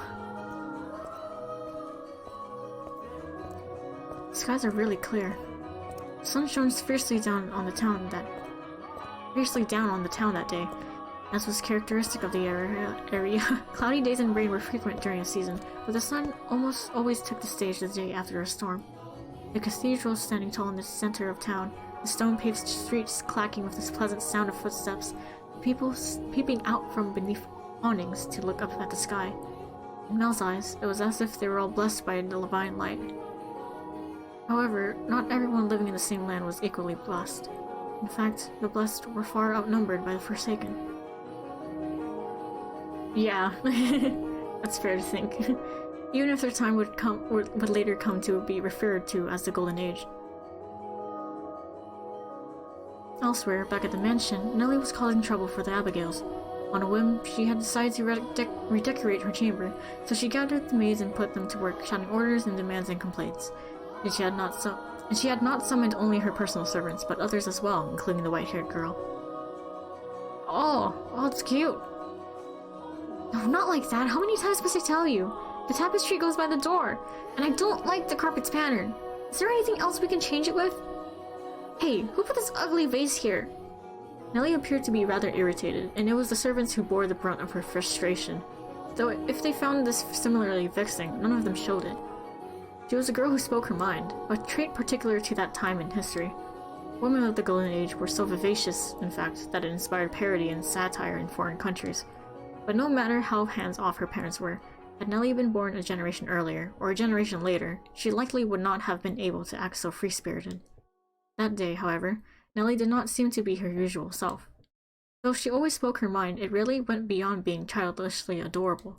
It was unusual to see her in such a foul mood, not even a smile on her face.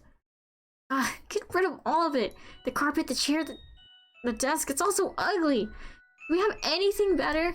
If we don't, then order it, have it made! You can do that much, can't you? Hurry up and replace them!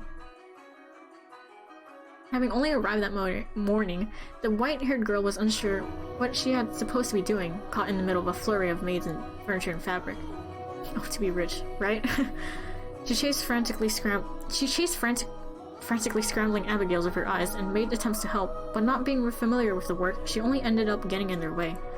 She probably felt that everyone would be better off with her not in the room. So when the maids ordered to get new furniture made their way out of Nellie's room, she attempted to follow them. You hold on a second. Yes, you with the white hair. However, Nellie stopped her before she could take her leave. What? The white-haired girl turned back, bewildered, to find Nellie smiling at her. The corners of her mouth turned up into a self-assured grin. There was no trace of timidity or uncertainty in her demeanor. Her flaxen eyes seemed like they would be nice under the light of the sun. Almost the exact opposite of the white-haired girl. I wanted to talk to you, actually, but Mother never was one to share. I asked her to trade maids, but she wouldn't have it. Right? You mean for... Which is why I decided to completely redecorate my room, because then I would need some extra hands. But why? Because Mother and Father refused to tell me anything. Why is that?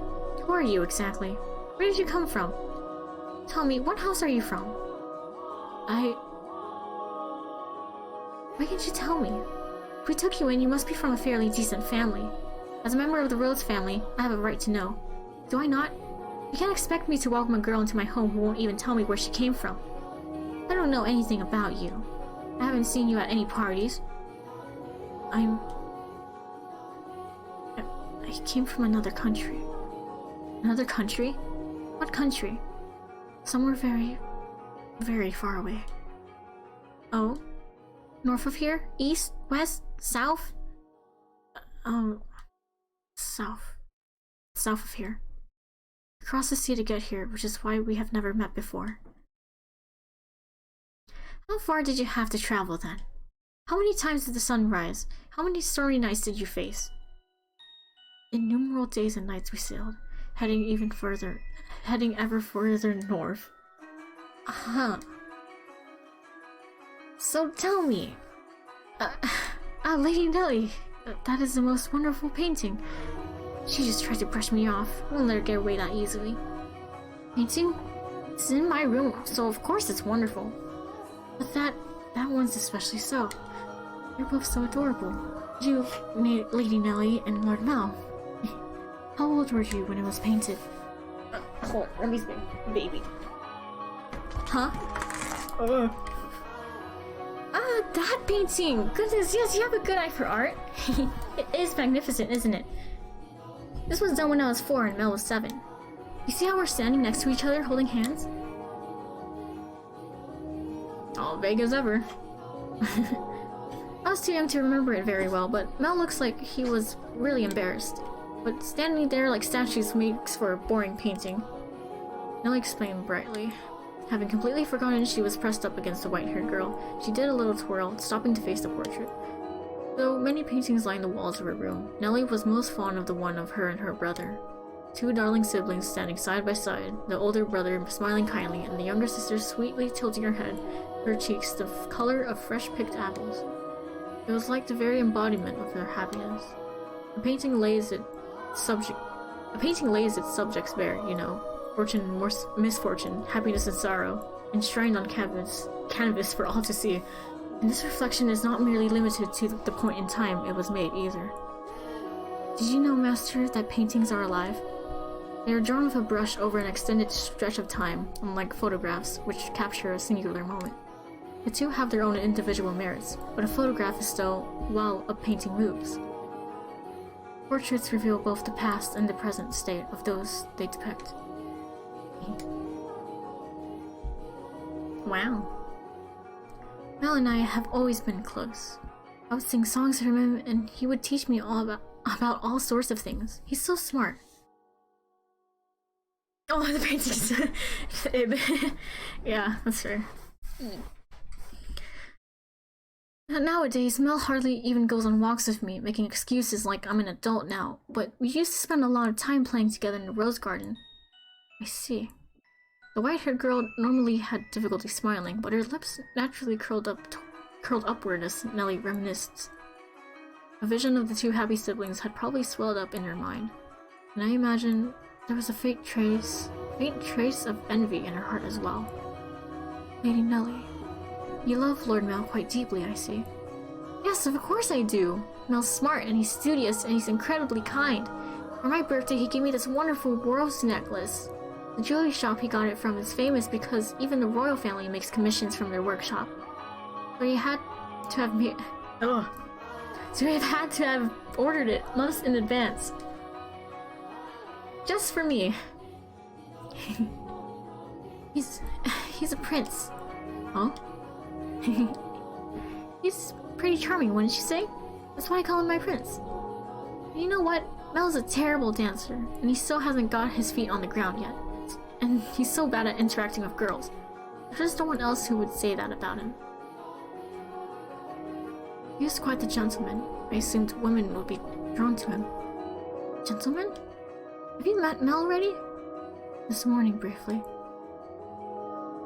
That reminds me, Mel seemed to know about her too. What do you think about Mel? As I said, he is a gentleman. That's not what I mean. I don't think I'll let you get away with putting any funny ideas into his head. What? Mel is too trusting. He's pure of heart, so I won't stand for you trying to take advantage of him. I would never. So you say, but you actually want to get close to him. I wouldn't dream of it, Lady Nellie. He is a man far beyond my reach. You aren't planning on doing anything, are you? Not at all. And you don't have any romantic feelings for him, do you? Well, do you? I have no romantic feelings for him, Lady Nellie. And you won't develop any. I will not. And with that, Nellie gave a wide, satisfied grin. Even though one has no way of knowing how another truly feels, or how they might in the future. You wouldn't, would you? Now that I think about it, there are plenty of other boys. You getting together with Mel is downright absurd. Indeed. But anyway, back to what we were talking about earlier. Your family, I almost forgot. You haven't told me exactly where you came from, or anything about your... Lady Nellie, I've brought a new carpet. Just look at the embroidery. The work of a true artisan. I'm simply in love with it. Surely you will find it to your liking as well? Oh, you're so right! That's a Florentine stitch, isn't it? I wonder whether someone mimicked the style or if it was imported. Either way, a great find. Let's hurry up and get it laid out. Oh, and we'll have to see how the colors go with everything else. We have to finish redecorating quickly so I can show Mel. He'll be so surprised. What a wonderful taste you have, Nellie. The other Abigails returned, so too did the bustle within Nellie's room. As the white-haired girl watched, a faint smile crossed her lips. Perhaps it was from relief at having escaped Nelly's inquisition. Or perhaps...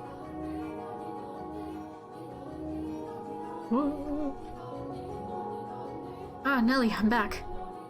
Did you eat something you're not supposed to, dear Smell? You're unusually cheerful. I'm the same as always. Anyway, never mind that, dear Smell. Take a look at my room. I redecorated today. So that's what you've been doing, hiding away in the house all day, Nelly? How is that any different than what you were doing? You were in the church all day. I guess. I'll look at your room, I promise. But first, do you know where the new maid is?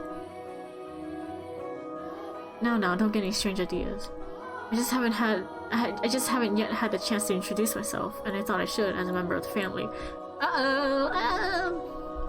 Except you have, and I know it. Being the eldest son, it would be shameful if she were to pass me in the halls not even knowing who I am, so... Don't ask me. What? But you were in the house all day. She attends to Mother, so why would I know where she is? Though she did help redecorate my room. You made her help? That's the work for the manservants. There was no reason to make the maids do it. Oh, so you're saying I should invite a bunch of men into my room? I go into your room all the time, Nelly, and you were in my bedchamber just this morning. Only one man is allowed in my bedroom, dear Smell, and that is you. So unless you become a servant, which I will not stand for, I will not ask any of them for help. Oh, Nelly, you ought to be a little more... A little more what? If you're going to lecture me, I won't hear it. What am I going to do with you, my little lady? What? What? Why are you looking at me like that? We talked about you, dear Smell, and I'm not going to tell you what she said. About me? What did she say? Please, Nelly.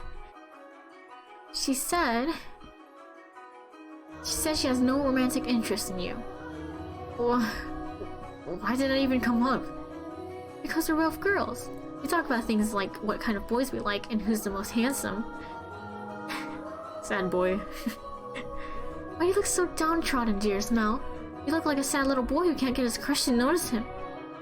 My face is unbecoming of a prince, Mel. Are you interested in her? It's strange. We haven't even met. I'm not. It's just depressing to find out that someone you've never even met doesn't like you. That's all.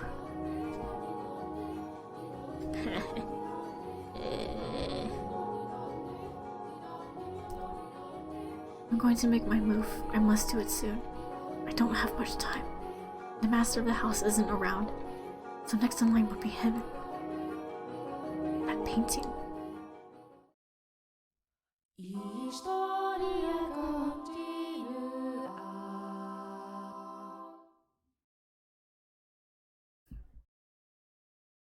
Despite his near devastation by Nelly's news, Mel's flaxen eyes continued to wander in hopes of catching sight of the girl.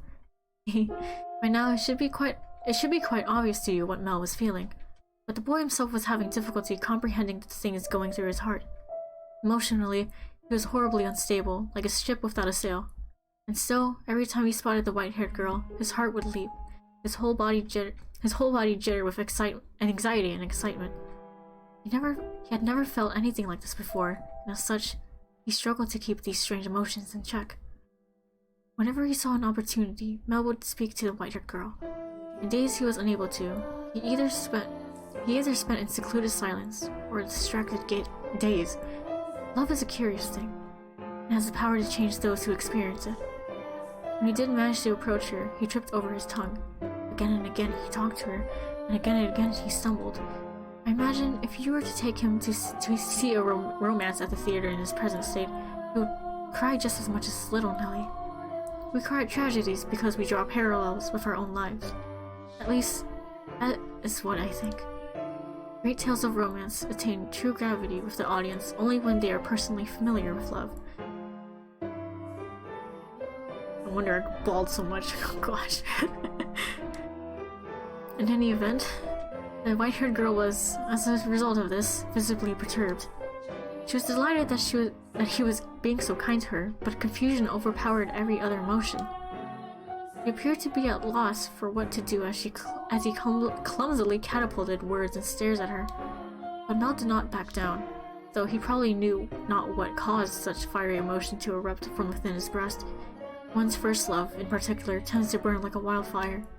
Are you familiar with the sensation, Master? Oh?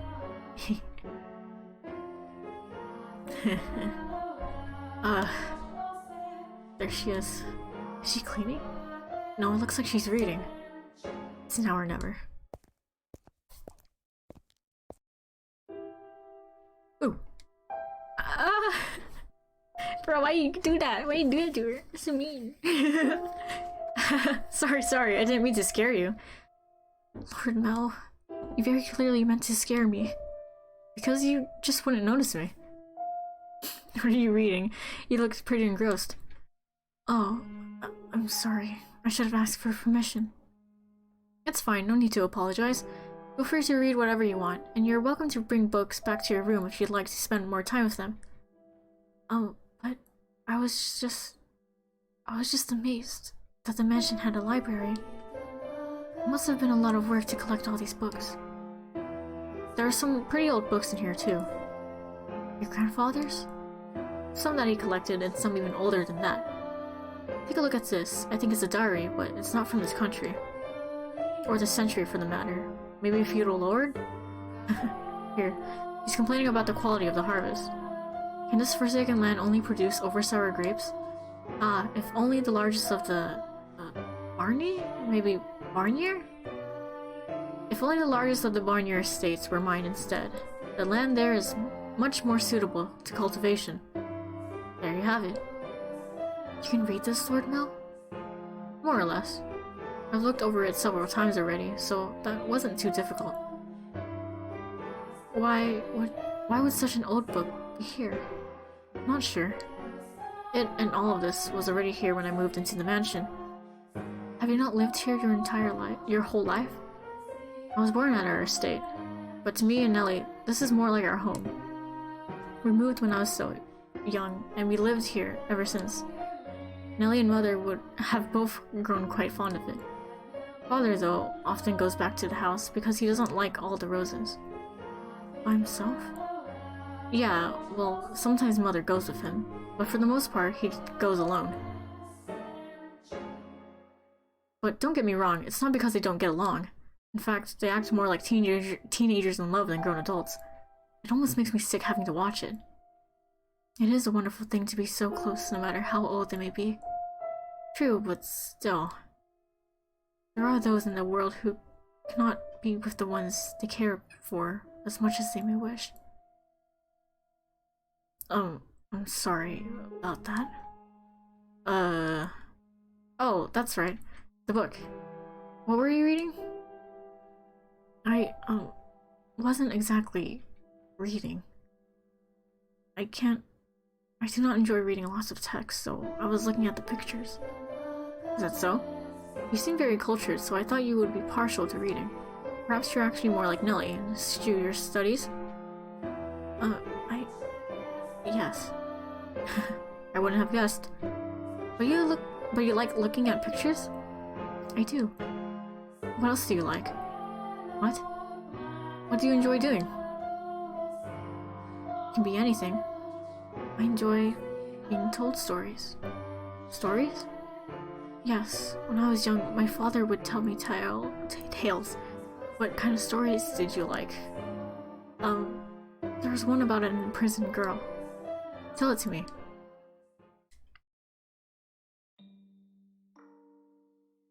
Once there was a girl, and she was locked away in a mansion deep in the forest. A mansion with only one window. But the window sat high upon the wall, far beyond her reach. So it was always very dark inside, unlike this mansion. However, the girl did not like the outside world. There were lots of scary things out there after all.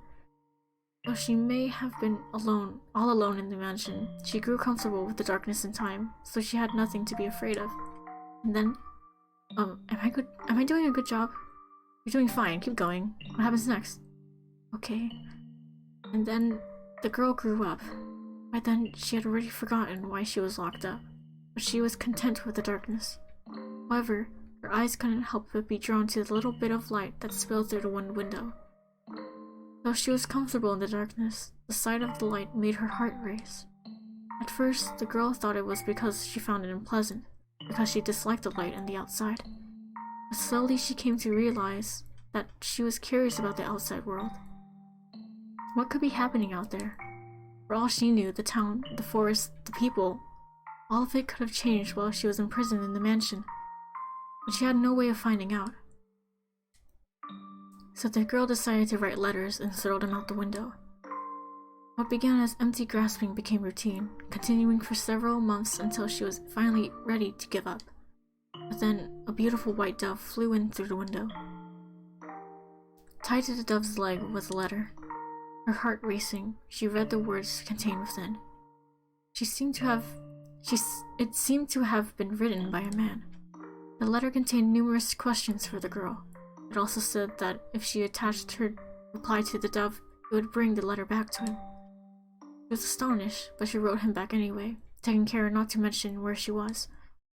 After having exchanged letters a number of times, the two felt very close to one another, as though they had known each other for many years, despite having never met. And eventually, the man said he wanted to meet her? Indeed. The girl was unsure what to do. Should she tell him of how she lived? Should she reveal where she spent her days? She was afraid if she did, he would cease to send her letters. She was sure he believed her to be a young lady of noble blood, and not a girl locked away in a house deep in the forest.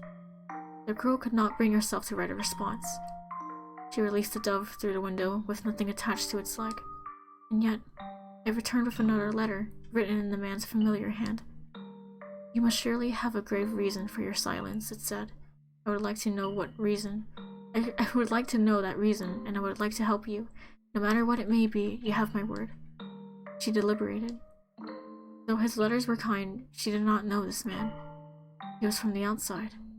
Would he still treat her the same way when he met her? And did she even want to step out into the world beyond? What do you think she did? Wrote a letter and agreed to meet him, right? Yes, she did. The girl made up her mind she would write a letter. As always, when she tied it to the dove's leg, it flew out of the window. For some time after that, she received no response from the man. This saddened her, but she thought it was for the best. She belonged in her own confined world, a world of darkness. Then one day, light shone onto the mansion. The sealed door had been opened, and in the doorway stood a handsome young man.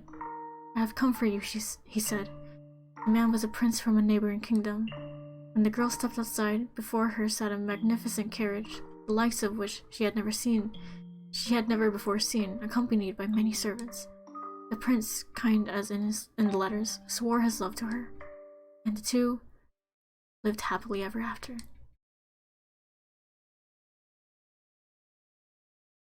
Ah, what a nice story. I'm glad it had a happy ending. Prince. Was there something funny about the story? No, that's not why I was laughing. Do you ever imagine what it would be like if a prince showed up for you? Huh? It doesn't have to be a real prince, even just someone like one. Is that something you dream about? Oh, no, I think I'm perhaps a little too old for that. You think so? At least still fantasize about a prince, and she's 14. I just assumed all girls were the same. Okay. Lady Nellie's prince. That's you, Lord Mel, no? What? Is it not? I mean, we used to play make-believe a lot when we were kids, but I very much doubt she still thinks of me that way in earnest. No, you talk to literally no one.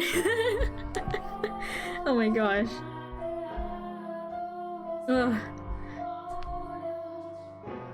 Hold up, wait. Let me take a quick checky. Ugh. Stretchies! I've been reading for like 1 hour 40 minutes.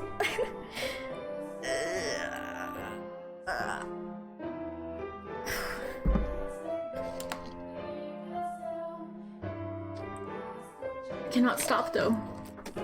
I'm so engrossed.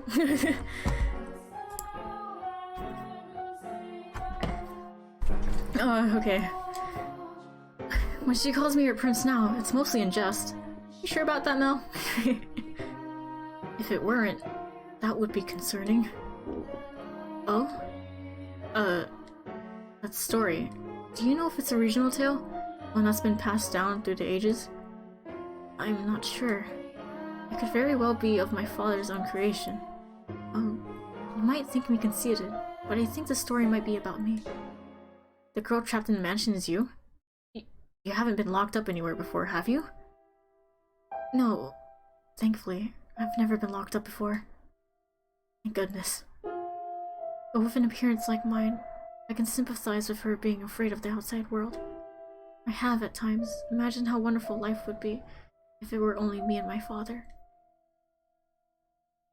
But the girl left the house in the end.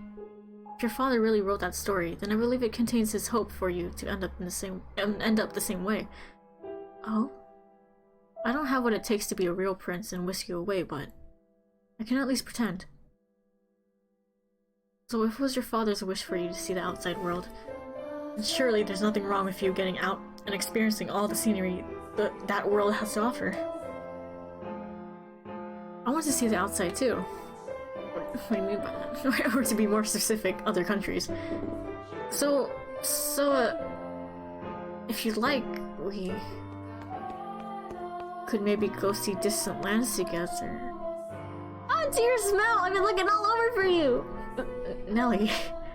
Look at this, dear Smell. Mother brought me these wonderful gloves to wear on walks.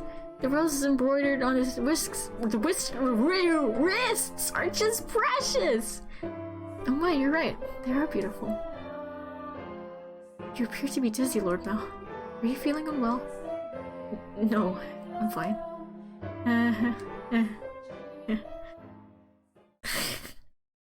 Mel was feeling frustrated at his inability to convey his feelings to her, and as his frustration built up over time, he developed, I suppose you could call it, a severe case of love sickness.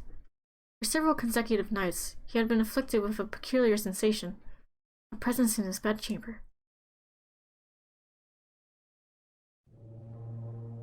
Death! Death to the unholy one! Death to the heretic! Death to the witch! I don't enjoy that image popping up. Kill blank.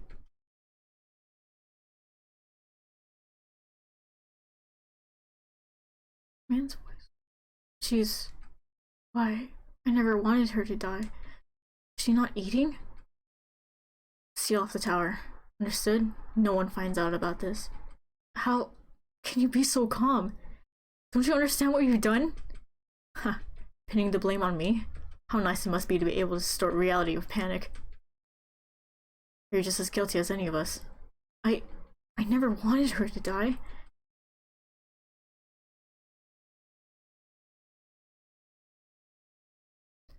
The witch killed her. The blood of the witch killed my blank.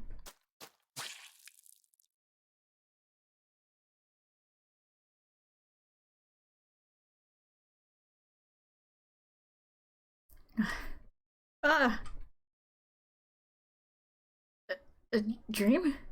What was that dream? It was horribly unsettling.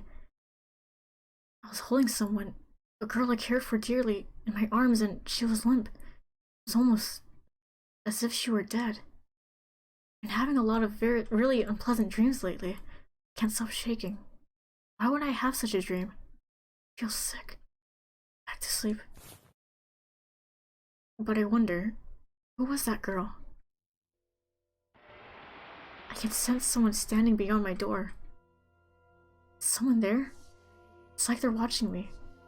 Is it just my imagination? I can't move. What? Come on, go away. The sound is growing fainter.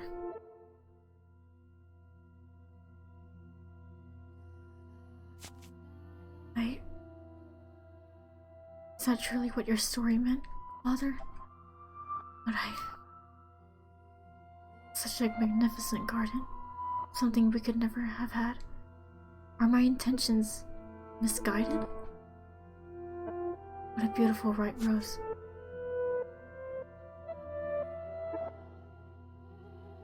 You know, you could have sneaked into this room rather easily then. No one was watching.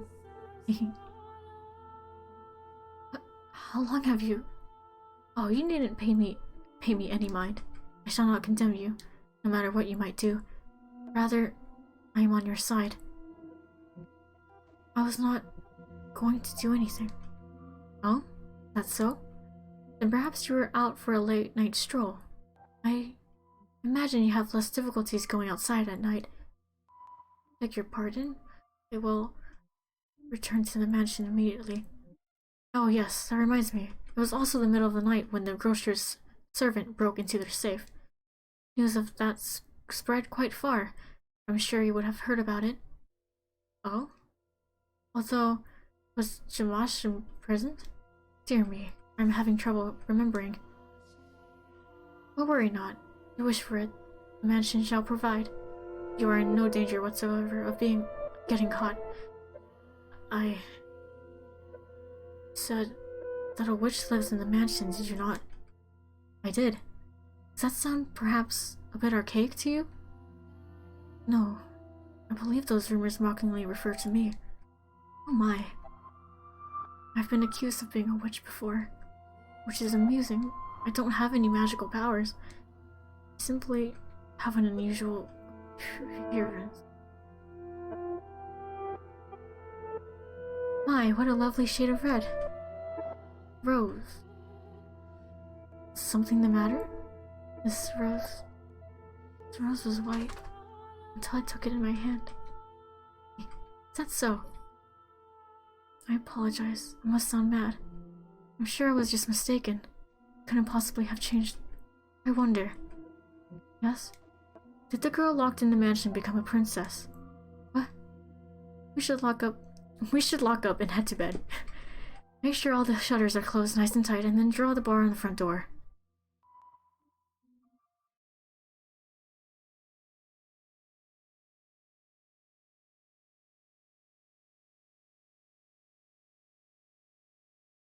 Mystery.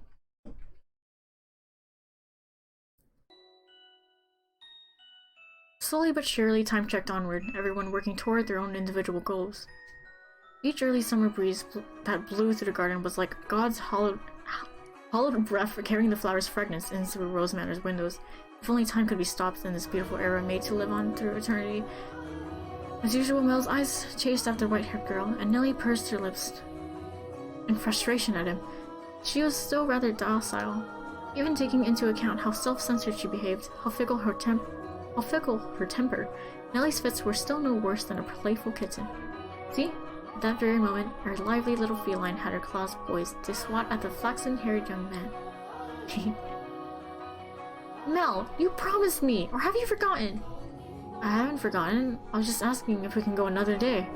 Another day? This isn't something that happens every day. I've been looking forward to tonight's performance for so long. There's nothing I can do about that. We're having a gathering at the priest's home tonight. Several high-ranking officials have come up from the mainland just for this. Who cares? I care. You know, Nellie. It doesn't have to be me who goes with you. No, I want to go with you, Mel. You've been so distant lately, dearest Mel. You refuse to do anything with me. It's not true.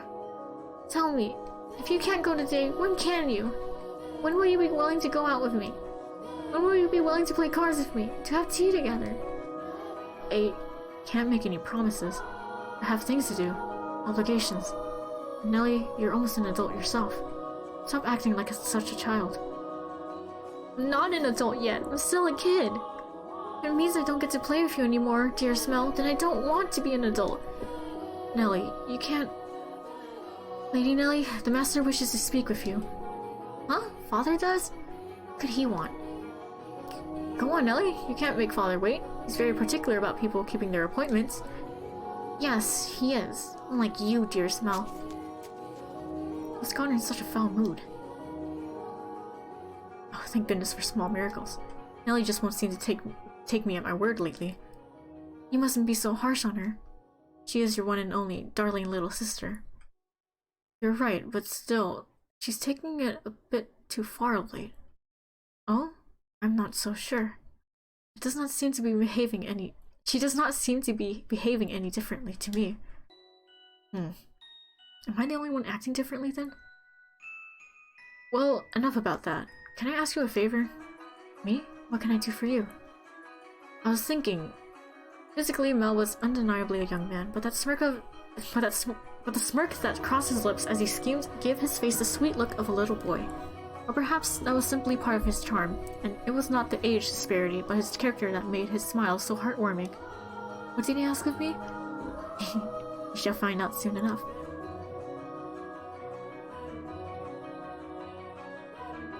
It's cloudy. Thank goodness for that too. Though it would be better. Though it would be even better if it were even darker out.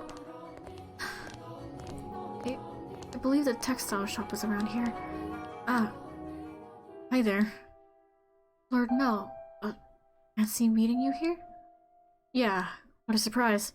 So, what do you say we take this chance and go for a little walk?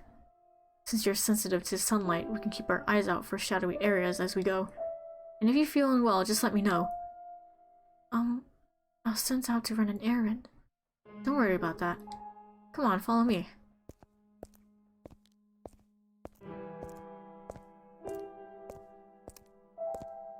I'm sorry. It actually wasn't an accident that we crossed paths. I planned this out ahead of time, asked to have you sent out on a fake errand. It feels like I'm always on alert back at the mansion. Can't relax in my own house.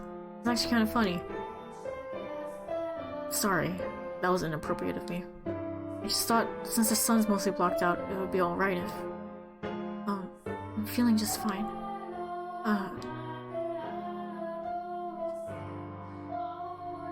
Of course, I get her out of the house and I can't even think of anything to say. Hey, yes? Have you settled into life at the mansion? I have. Everyone has been such a big help. That's good to hear. Indeed. So, yes? Nellie told me she had you help redecorate her room some time back. Ah, yes, that was shortly after I arrived. What of it? Yeah, that day, Nellie told me that you don't... I don't... Never mind, sorry, it's not important. It is important, but I can't just ask how she feels about me. That would make it sound like I... Forget sound like I do, don't I? Lord Mel?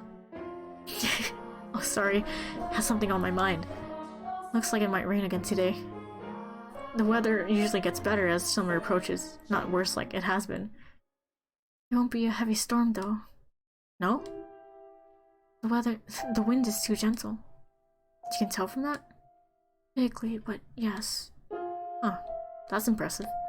I often leave the house unprepared, only to find myself sloshing back in the rain. You laugh a lot more than you used to. Do I?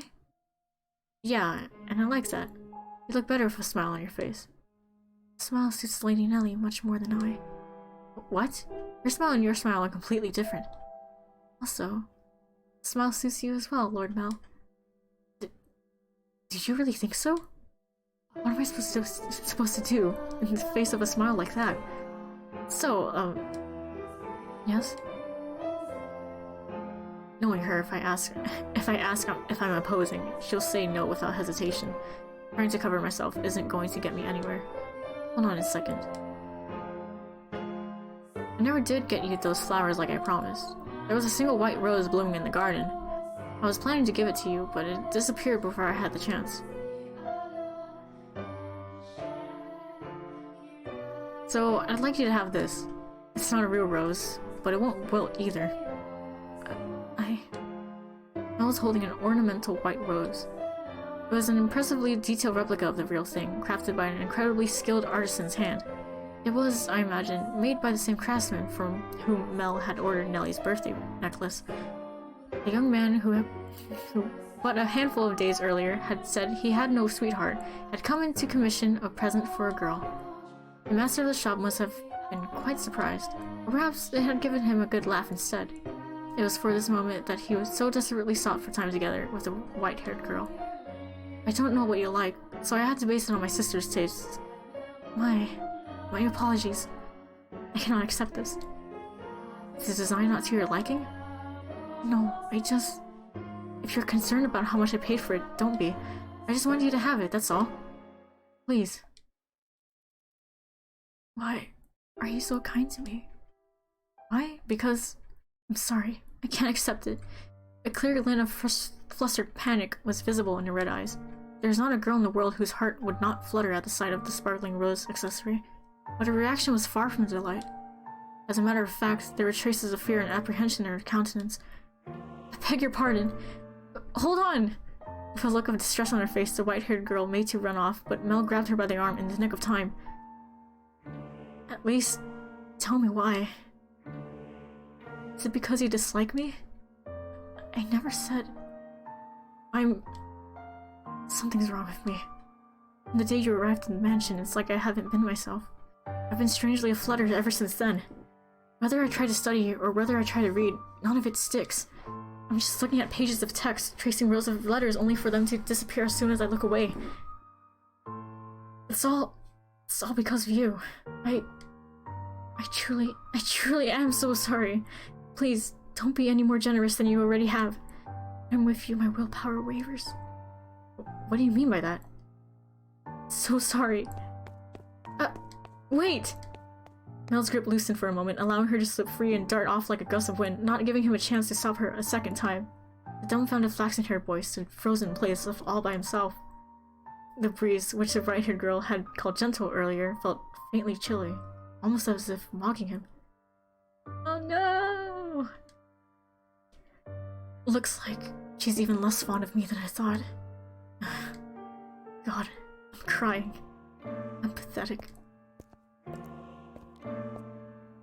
Well, if it isn't Mel, what might you be? Oh shit. Are you crying?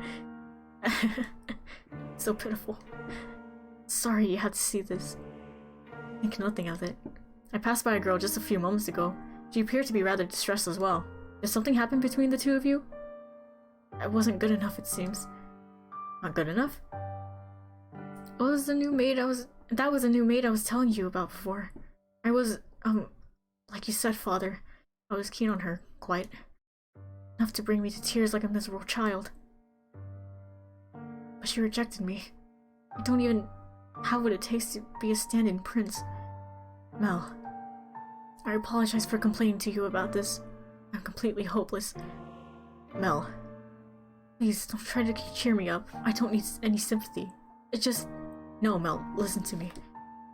What? I've seen that girl before. What do you mean? But... You said she was a servant at your house, right? In which case... Yes, she is. Please tell me, Father, where did you see her? Why must you be so evasive? It was... probably someone else. Someone else? You're saying you mistook someone who stands out as much as her? Father... She... and a man who I assume is her father paid a visit to the church once. They came asking for food, their clothes in tatters. The two were emaciated. I don't think they were eating daily. What? Wait a minute. Are you saying she's a beggar?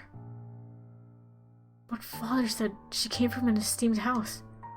Which is why I said I might be mistaken, Mel. She has a singular aspect, but it is possible there is another girl who looks similar. Deep down, though, the priest surely believed the opposite, and so he said sternly, like teacher to a pupil, "But you must be absolutely certain, Mel. Understood? You cannot proceed any further without knowing her ancestry." May I visit the church, Father? By all means. In the back of Mel's mind, a vision of the night of the storm, the night the white-haired girl arrived at the mansion, was surely replaying.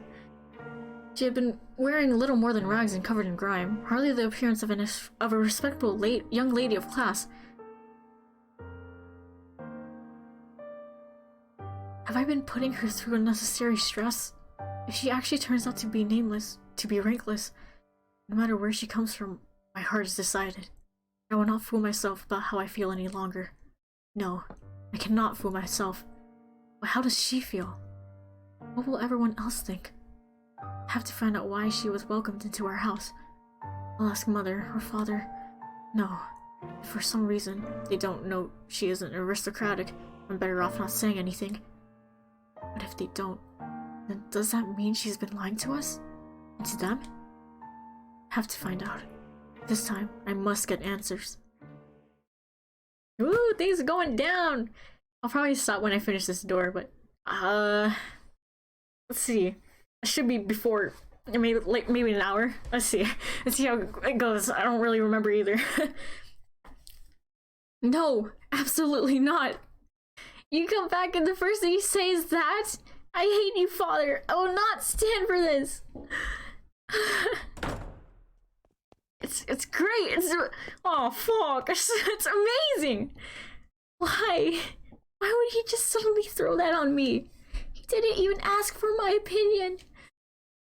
No, I won't do it. I'm fine the way things are. I'm just fine. Dear Smell, I need your help. I don't want to get married. Oh! Oh shit. Fuck.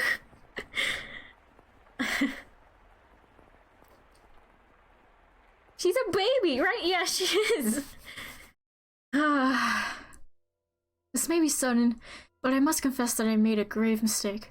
My transgression is that I was unable to completely predict where this path we were traveling led. My hands were full dealing with my immediate day-to-day tasks, so I could do naught but pray there was happiness waiting in the future. Happiness for everyone who lived within Rose Manor. But I'm but a mere maid. There are limits to what I'm allowed to do, and furthermore, it was not my place to offer her my hand. Roads, such as the one we were following, have a way of diverging with little warning, and if you do not turn the wheel exactly right at those sudden forks, you may end up somewhere horribly off course. I was well aware of that fact, which is why I thought that what I did was for the best. It's happening again. I made sure the door was closed, but I can sense someone standing there. Someone watching me. Footsteps. They're looking down at me.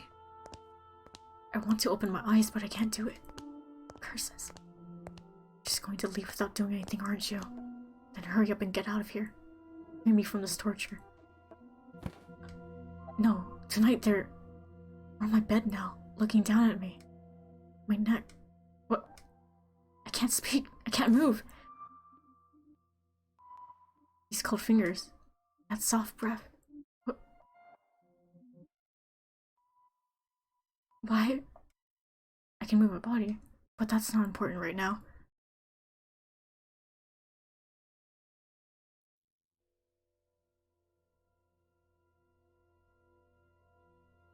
The smell of roses. The sense of a world far removed from ours. He made to gasp at the sight before him, only to realize he could not. The pressure of her cold fingertips wrapped around his throat robbed him almost entirely of the ability to breathe. Why? He silently mouthed the word. For that moment, at least, her melancholic ruby eyes were focused wholly on the flaxen-haired young man. In them glowed a faint flicker of willpower, and a continuously burning agitation that roused her to action. I told you, stop being so kind to me. Why? It will all be over soon. Please don't make any noise. Why? To put an end to this family. You are my only... Why? Are you shaking? What? On hearing Mel's words, the strength drained from her slender fingers. He had not been questioning why. He had not been questioning why she would do such a thing. There was, of course, a trace of bewilderment visible in his eyes, but he did not shout, nor did he tremble in fear, but instead expressed concern for the young woman who looked like a cornered rabbit.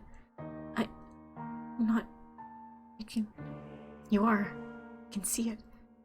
As he slowly regained his breath, Mel's voice too grew clearer. Conversely, the red-eyed girls grew progressively more faint and raspy. You're not doing this because you generally want to. There's some other reason. This is what I desire. Have you been to my room before? You have. I'm sorry. Well, I'll be damned. Tell me, why are you shaking? You're not putting any pressure on my neck. Why haven't you run? Because I cannot fathom why you would do this, so I'm not afraid. Do you hate me so deeply you want me dead? Do you despise me to the point you would be willing to take my life with your own hands? No. No, I don't. See? Like I said, there's another reason. If it isn't because you detest me, then tell me, why is it? I'm sorry. I will leave your room now. I'll do my best not to bother you any further, so please forget anything ever happened. Do you think I'm just going to say okay and let you go? Why can't you tell me the reason? I'm sorry. Alright, then I'll try and guess. What? It has something to do with your lineage. You're troubled by it somehow, am I right? I thought so. How do you know about that? The priest at the church told me he had seen you before. He also told me, a little about your origin. But that's all I know. The only difference between us is social rank. I don't know what would cause you to do this. Please, tell me who you really are. Tell me why you came to the mansion and why Father allowed you to be a maid. I haven't said anything to Mother or Father. You're hiding the truth from them. They still don't know. But I want to. I won't get mad at you or have you punished. I'll even swear to God if you'd like. I want to be the prince who whisks you away. I want to be like the prince who rescued the girl from the dark mansion and showed her the world. I know I'm not that dependable, but I want to help you. Why do you show me such compassion? Why do you treat me like this? I have my hand around your neck. Why? I thought it would be obvious. Or have I not expressed myself well enough? I love you. Every time you push away, it crushes me. I didn't even know my heart could feel such distress. If you dislike me and don't want to be with me, then, well, I'll just have to live with that. As much as it may hurt. But if you have another reason, some weight on your shoulders, that you can't share with anyone else, tell me. I want to help you. There are other options. Things we can do about your... No, it's not it. Huh? I tried to hate you so many times. So yes, there's more to it than just social status. But I can't do it. I couldn't make myself do it. What do you mean? I had so many chances, but I couldn't do anything. She spoke in a stifled voice, as if every word had to fight to escape her lips. She appeared so fragile, so precarious looking down on him, that it seemed as though if a gust of wind were to whisk through the room, it would blow her away completely. Her pale fingers were trembling, like she had tried to squeeze them again and failed. However, her hand did not pull away from the still slender neck. Her hand was so cold. He did not challenge her, but simply kept his eyes fixed on hers, as if carefully watching to see what she would do next. Say it as many times as I must. I love you, and I wouldn't be able to accept losing you without knowing anything. So please, tell me the reason. I'll see to it that you're taken care of. Those are the words of a man of means, Lord Mal. Someone blessed enough to have pity for others. You are a foolish young man. You know nothing.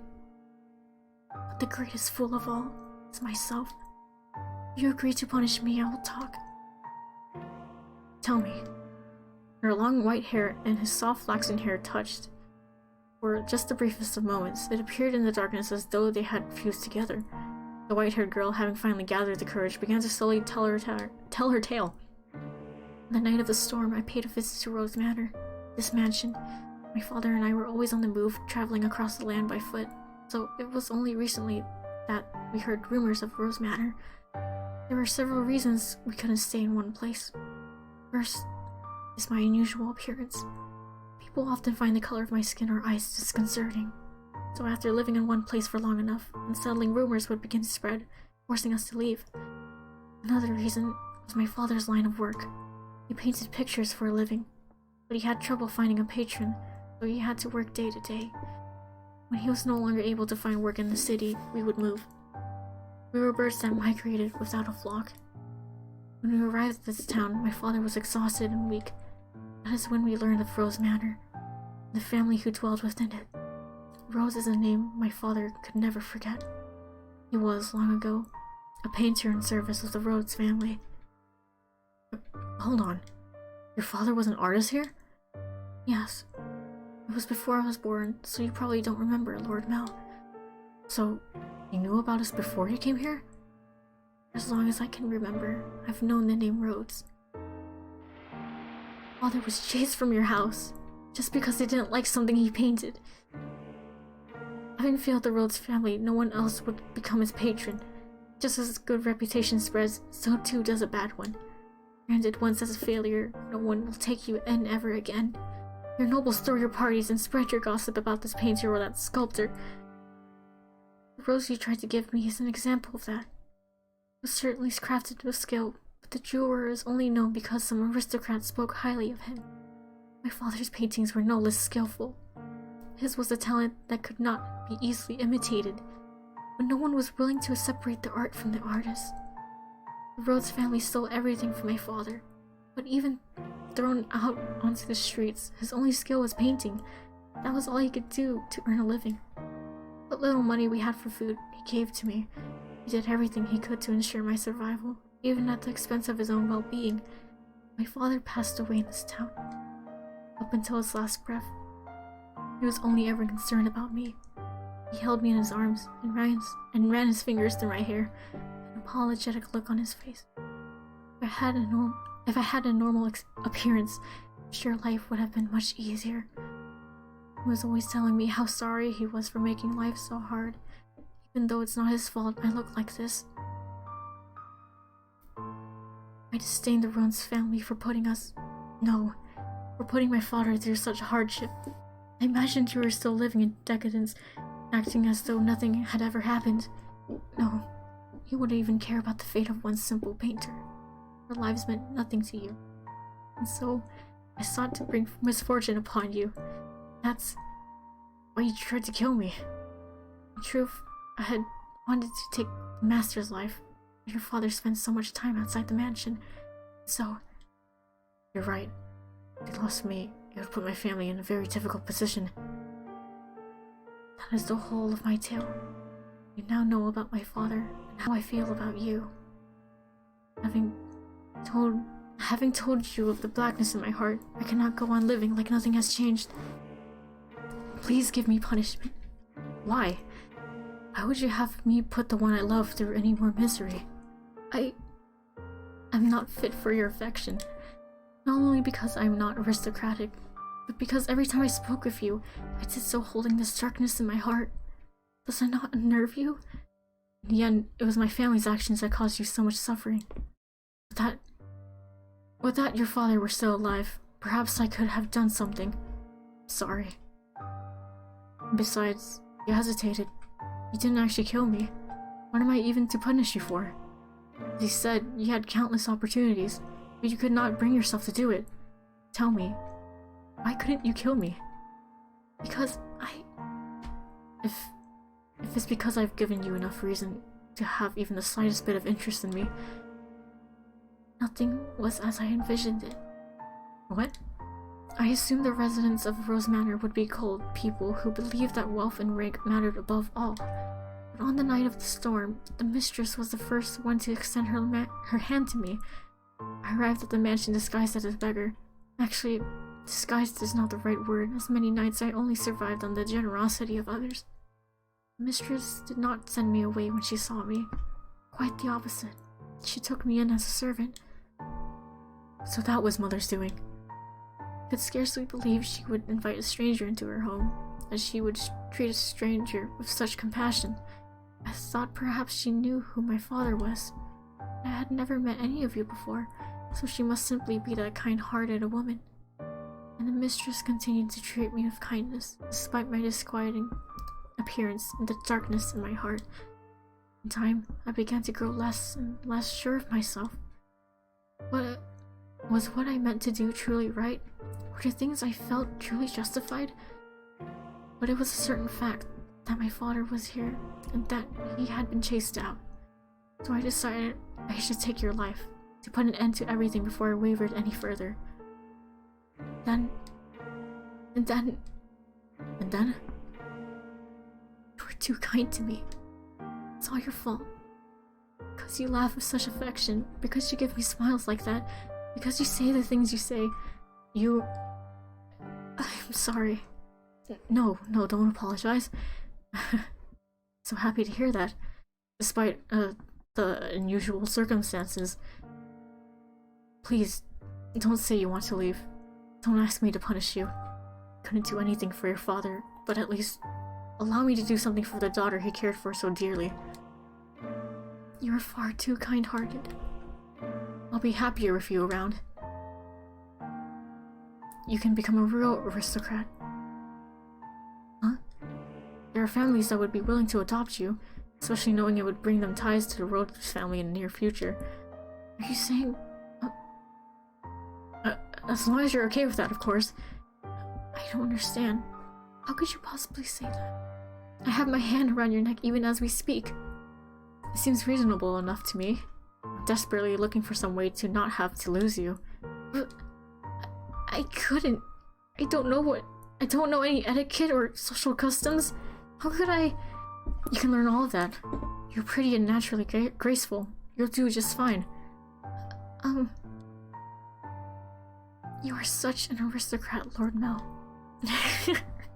Yeah! Love it. What? The way you can come up with compliments so easily. Only for you. Nellie says my poetry has as much charm as a dissertation. I don't understand theater. It puts me to sleep. You laughed. Thank goodness. Keep smiling. You don't have to stop. A smile on your face is a smile on mine. No matter how deep the darkness has taken root in your heart, it can always be removed. I believe people are capable of forging their own futures. What do you say we go to the theater sometime? I promise I won't sleep through it. At the private theater, we can get seats at the far end of the second floor, so we don't have to stand. They would be pretty lavish seats, and it would give you a chance to experience the noble life. But, please, don't be shy. I can have clothes prepared for you. I'll ask one of the maids who can keep a secret. Say, the one with the black hair. She kind of scares me, though. I don't know what I'm supposed to say. How could you show such compassion for me? I tried to inflict harm upon you. Am I allowed to feel such joy? For every day you suffered, a day of happiness. That's how it has to be. So stand by my side. He softly whispered the girl's name. For several long moments, her lips trembled in trepidation, but in time, he squeezed them together and made a smile. He wrapped his arms around her unbelievably slender, frail frame, holding her tight in an affectionate embrace. Mel approached me the next day. He explained to me the course of events, and then asked me to dress her up more beautifully than any other noble girl has ever been. She was already a very pretty girl, so even without much effort on my part, simply putting her in a dress, she radiated beauty. I was quite partial to her smile, so I agreed to help, thinking that if it would lead to her happiness, I could not ask for anything more. I never anticipated what would happen next, though. Perhaps my hopes were unreasonable after all.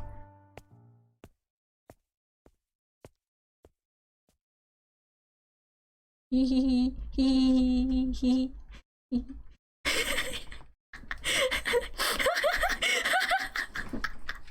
Oh, I love it. I love the pain. Now, Nellie, you love the theater, so don't look so cross. Nellie was out with a man other than her brother that evening, a rare sight indeed, and she was quite clearly in a foul mood. I will not stand for this, that I should have to marry a man as disagreeable as Arthur. It's unthinkable. The young man at her side was Nellie's fiancé, selected by her parents.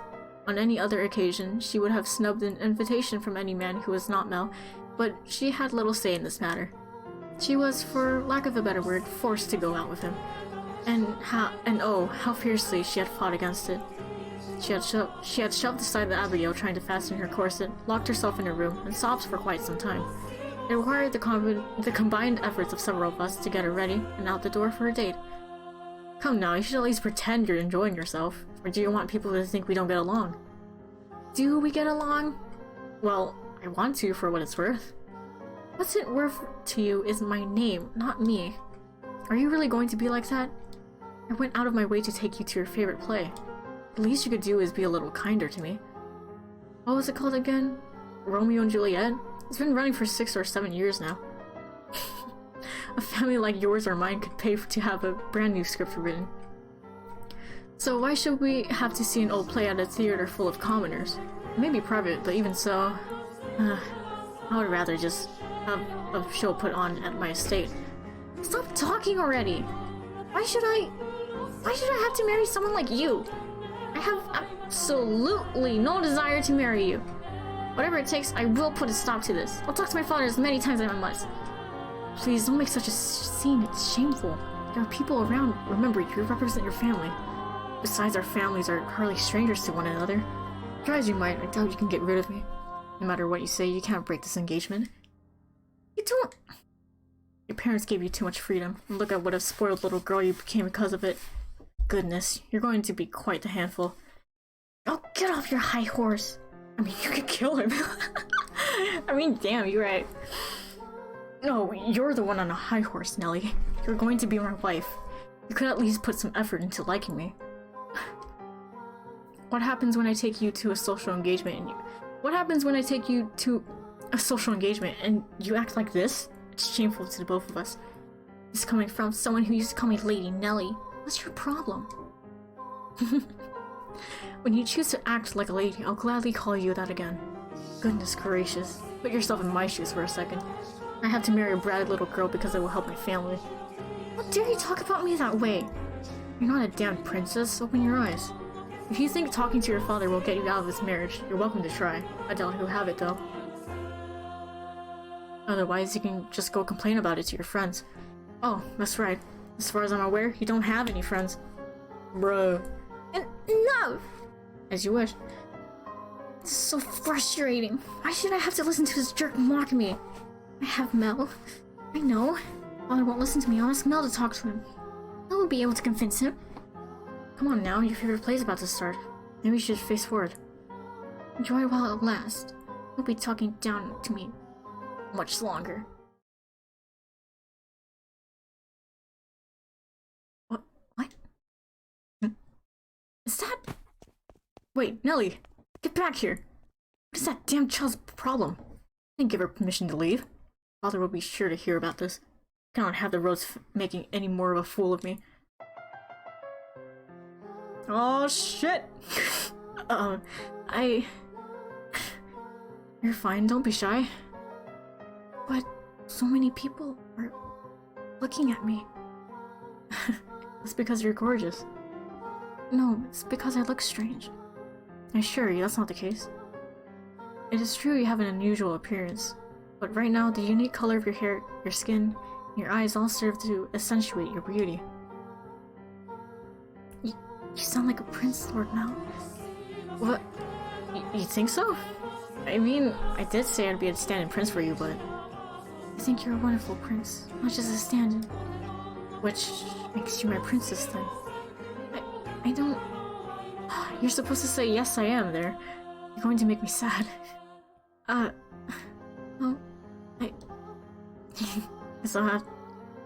guess I'll just have to keep working at it until you submit. Oh, hey, the play's about to start. Oh, what am I supposed to be doing? Nothing in particular. Just sit back and enjoy the show. Oh, but there is one thing. Yes? If I start dozing off, could you maybe wake me up?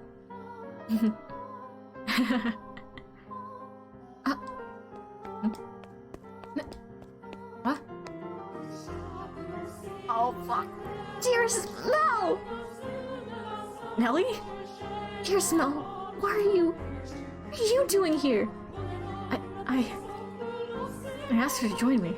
It's nothing to get worked up over. It absolutely is.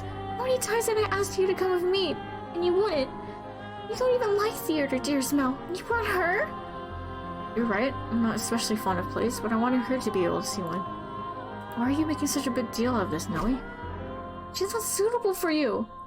What? She isn't good enough for you. Why would you choose her? She's creepy and you have no idea where she came from. Don't talk about her like that. Don't talk about her like that, Nelly. What? You don't even know who her family is. I do. What? Lord Mel? It's fine, you just stay quiet. Like the other maids, she comes from a respectable house. I looked into it. However, circumstances prevent me from telling you what house that is. No, you're lying. That can't be. She doesn't act like a lady. She lacks etiquette. She probably can't even dance. Expect me to believe someone like her is from a good house? Enough already, Nelly. Don't yell at me. You have my word. You don't have to worry about her. So please stay out of this, Nelly. It isn't any of your business if I spend time with her, is it? But my dearest Mel. You need to stop hanging all over me, Nelly. And find someone for... Wait. What are you doing at the theater?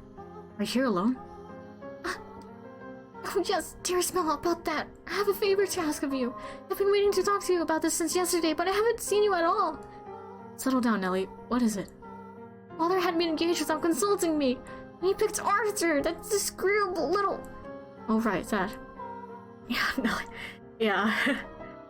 Alright, that. I already know. What?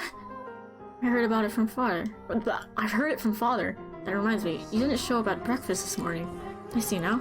It was because of your engagement. Dearest Mel. Is that who you're here with today? In that case, you should get back to him, rather than waste any more time with us. You knew I didn't want to get married, Mel. So why? Why didn't you talk Father out of it? Because it's your time, Nelly. If there's someone else you'd rather be with, then, well, you can try persuading Father, but... You're the only prince for me, dearest Mel. And a prince always grants his princess's wishes. Doesn't he? I just want you to say you'll do that for me, dearest Mel. Lady Nelly. You stay out of this. It's all your fault. It's all because you showed up and played your little tricks on him. I warned you about this rat, dearest Mel. She's not suitable for... I told you I've had enough already. Ow! How much longer are you going to continue acting like a child? I can deal with you being a spoiled little girl, but how dare you be so derisive? Derisive? To someone else. Mel. Lord Mel. Come on, the show's about to start. People are giving us dirty looks. Turn to your betrothed now. I will apologize to him afterwards as well. You said you would always be by my side. And you would always be my prince. Time for make-believe is past, Nelly. No. No! I refuse to believe it. I will not have it. Nelly! My goodness, that girl. Are you not going to go after her, Lord Mel? No, just let her go. The only place she even has to go is home. Just wish she'd start acting a little more like an adult. I imagine Lady Nelly simply... What? No, it wasn't my intention to get between you. Don't blame yourself. It's not your fault we had an argument. But you two are so close. Well, yeah, we're siblings, so we're close, but nothing more. I do care about Nelly, and I enjoy spending time with her. But she's my sister. Nothing more. Anyway, sorry for making such a scene. No, I imagine she left her betrothed behind without saying anything, so I'm going to go apologize to him. We have to keep up appearances. Stay here, I'll be right back. Very well.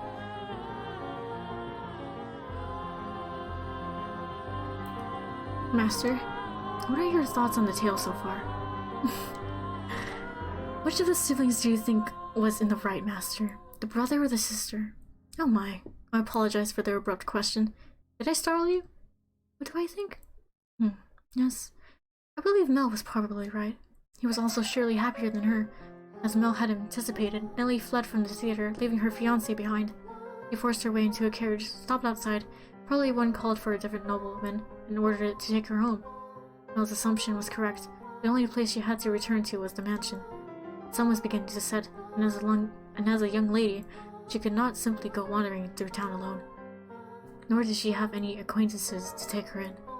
Her world was, in essence, composed of two elements, her brother and the rose garden. They were the light of her life at Rose Manor. She lived a very isolated existence.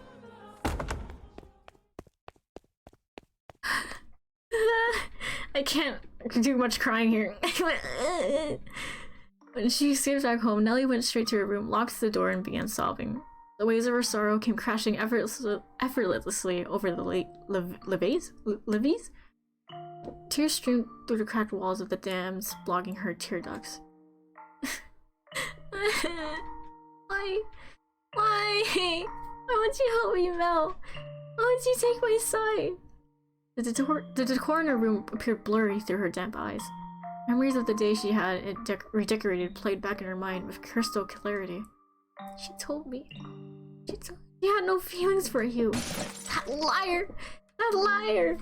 She let her emotions run wild, breaking glass craftwork, silver plates designed by famous foreign artisans, flower vases, all sorts of things. It was as though a beast had been set loose in her bedchamber. The vase she tossed shattered against a painting hanging on the wall, spraying water, porcelain, and roses in every direction. It was the portrait she adored so dearly, of her and her brother. In what appeared to her like a metaphor for her life, the frame fell off its mounting and came crashing to the floor. Nellie darted over and scooped it up. The frame had broken, but the painting inside was unharmed. Two smiling children were still the very image of happiness, inseparable siblings gently holding one another's hand. My prince is no more. Though in her present state of mind, that image of happiness brought her nothing but misery. And the worse she felt, the more frustrated she grew at the smiling girl and kind boy of her past. The princess is no more either. Not a princess anymore, Nellie. Some other woman is taking your place. I trusted you, Mel. I believed you would always be there for me. This painting is nothing but a lie. That's not the real Mel. That's not the real me. It's all a big fat lie. A lie. I wish this painting ever existed. That it was never made. That I never had a brother. This painting. This painting. In a fit of emotional distress, she scratched feverishly at the painting she once considered precious. She put more force into her fingers than she, or perhaps anyone, might have imagined she could. Flakes of paint began falling off the canvas, and in time she noticed something peculiar. Huh? What? This writing. Something's hidden beneath the paint? Just a little more... Date? Why would that be hidden? What could it be for? Completed May 1587. 1587? She read aloud the faded, scratched up handwriting. After staring blankly at the text for some time, the color in her face began to drain. What is this? How could this have been painted 16 years ago?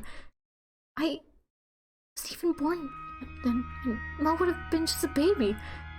This is not me. This is not Mel. There's still more writing. Urged on by a rapidly pounding heart, Nellie furiously scratched away at the painting. Even as her clean pink fingernails were soiled with fragments of paint and blood, she did not stop. She was so overwhelmed by trepidation that she could not stop. She had a horrible premonition that something was about to happen. Something indescribable, incomprehensible. This is how I envisioned your son and our unborn daughter might look several years from now. Our son and our unborn daughter. This was a painting of the future. And it really is of me and Mel. No, use your head, stupid. Only 14. 16 years ago, I would not have even been inside Mother. But then who is this? Who is that holding Mel's hand? What is that with my brother? More, there has to be. Ow. Found it. There's more writing. I have to know what this is. Calm down, Nellie. It's nothing to get worked up over. I'm sure it's nothing. Calm down and read. There's nothing to worry about. Our unborn child. This is what the writing on the painting said. Right? This part, oh my gosh. If our unborn child does not have your hair color, then you will probably not be able to take her in as your own. I will be punished, and my life made miserable. And so I pray that this child might have flaxen hair. So is it a sin to wish she was in her a trace of me? I do hope it is a girl. What am I reading? Get it! Someone tell me! What does this mean? Painting from 16 years ago. Hair color. Sin. I do hope it is a girl?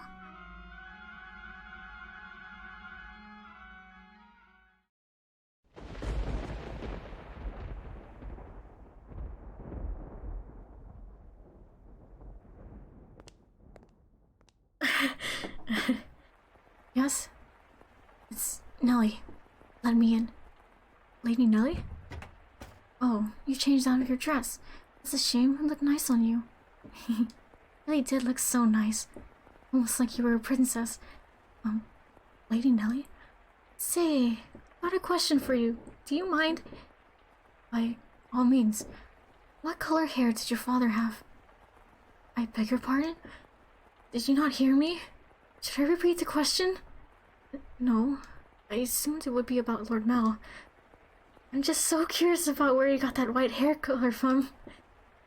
My father was more tan than white, but I didn't inherit my paleness from anyone. I asked about your father's hair color. Why would you want to? There's no reason you can't tell me, is there?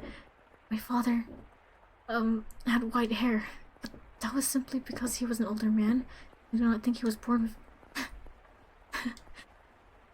Lady Nellie?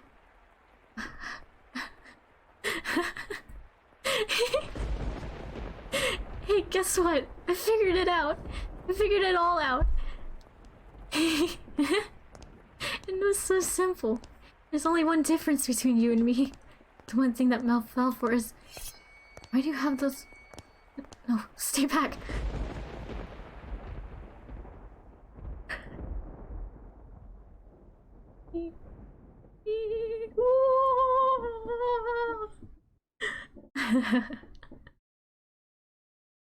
Edge of your seats. We have finally reached this point in the tale, Master.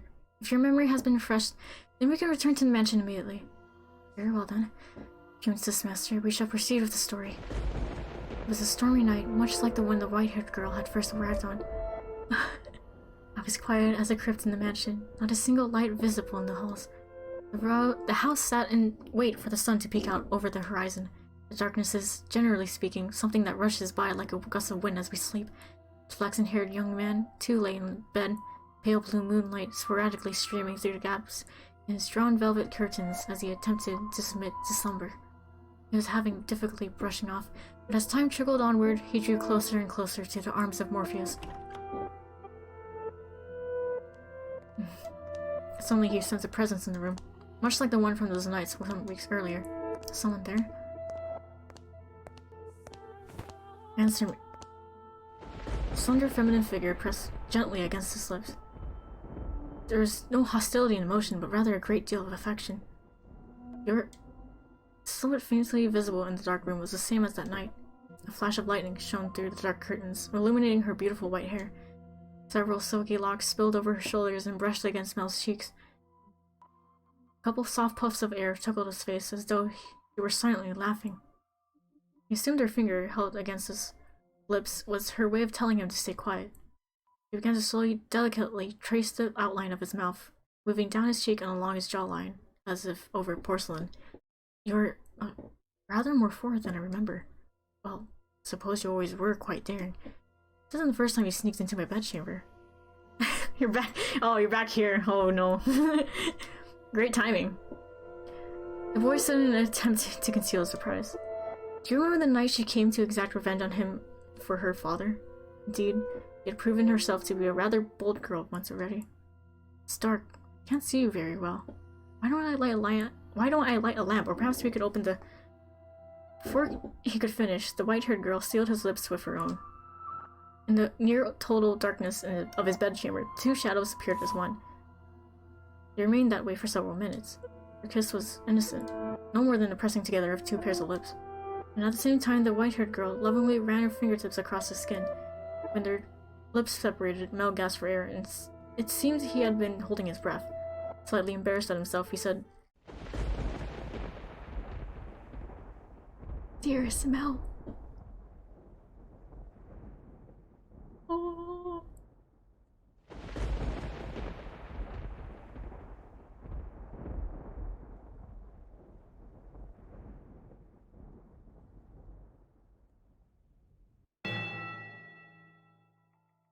disgusting. He could not speak. The silhouette hanging above him was certainly the white-haired girl's. Or was it? Because his next words were, "Get off me!" He reflexively shoved the girl straddling him aside. He rolled off the bed, landing on the cold floor, but slowly, gradually, she crawled her way back toward him. That wasn't very nice. Veiled in darkness, she slowly lifted her head. And then there was another flash of lightning. The heavy fabric of the curtains rustled, bolts of lightning streaming between the gaps.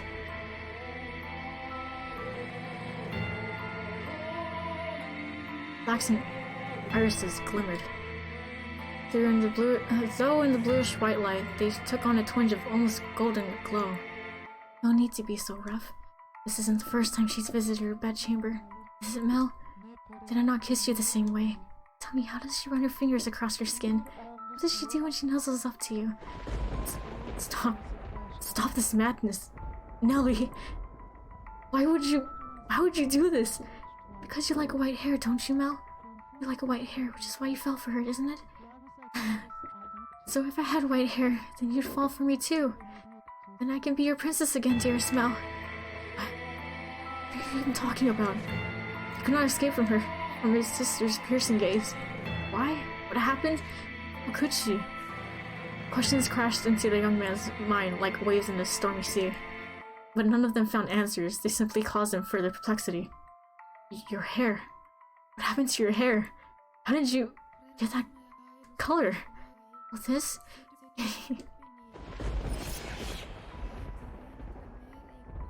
Like my wig? But as soon as the words left her mouth, Mel was in motion, propelled by pure instinct. He clenched Nelly's shoulders tight enough to dig his fingers into his wig. You're hurting me, Mel. What did you do to her? Tell me, what did you do? I made her leave. It's a perfectly reasonable decision. She was obviously not nobility, and thus hardly fit to be part of this household. But there's no need to worry, Mel. I'm here to take her place. You sound like a mad woman. It doesn't matter if she was of noble blood or not. She promised she would stay by my side. So why? How could you do that to her?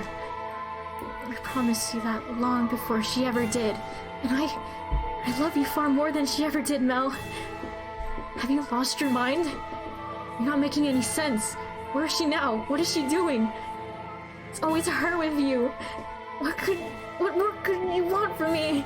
Tell me, what does she have that I don't? What do I have to get you to focus on me and only me? We're siblings. Don't you understand what you're doing? Oh, I understand it quite well. Far better than you do, dearest Mel. I even know that a former queen was executed for it. But if we don't get caught, there's no problem. Nelly, you saying you've always felt this way about me? Oh my, you didn't notice, dearest Mel? You truly are a dense one. Guess romance just isn't your strong suit. But you've noticed now, haven't you? You know exactly how I feel about you, right? Quit it. Enough. Don't say anything else. Yeah. Stop having these insane feelings for me. It's disgusting. What are you laughing about? Poor Mel. Content in your complete ignorance. Alright, I'll tell you everything. Mel, you can only love blood-related women. Huh? His cackling sister appeared to him like some kind of inhuman life form. Her actions and incomprehensible exclamations slowly drained him of his strength. Are you piecing it together? What kind of deranged nonsense is that? I love her.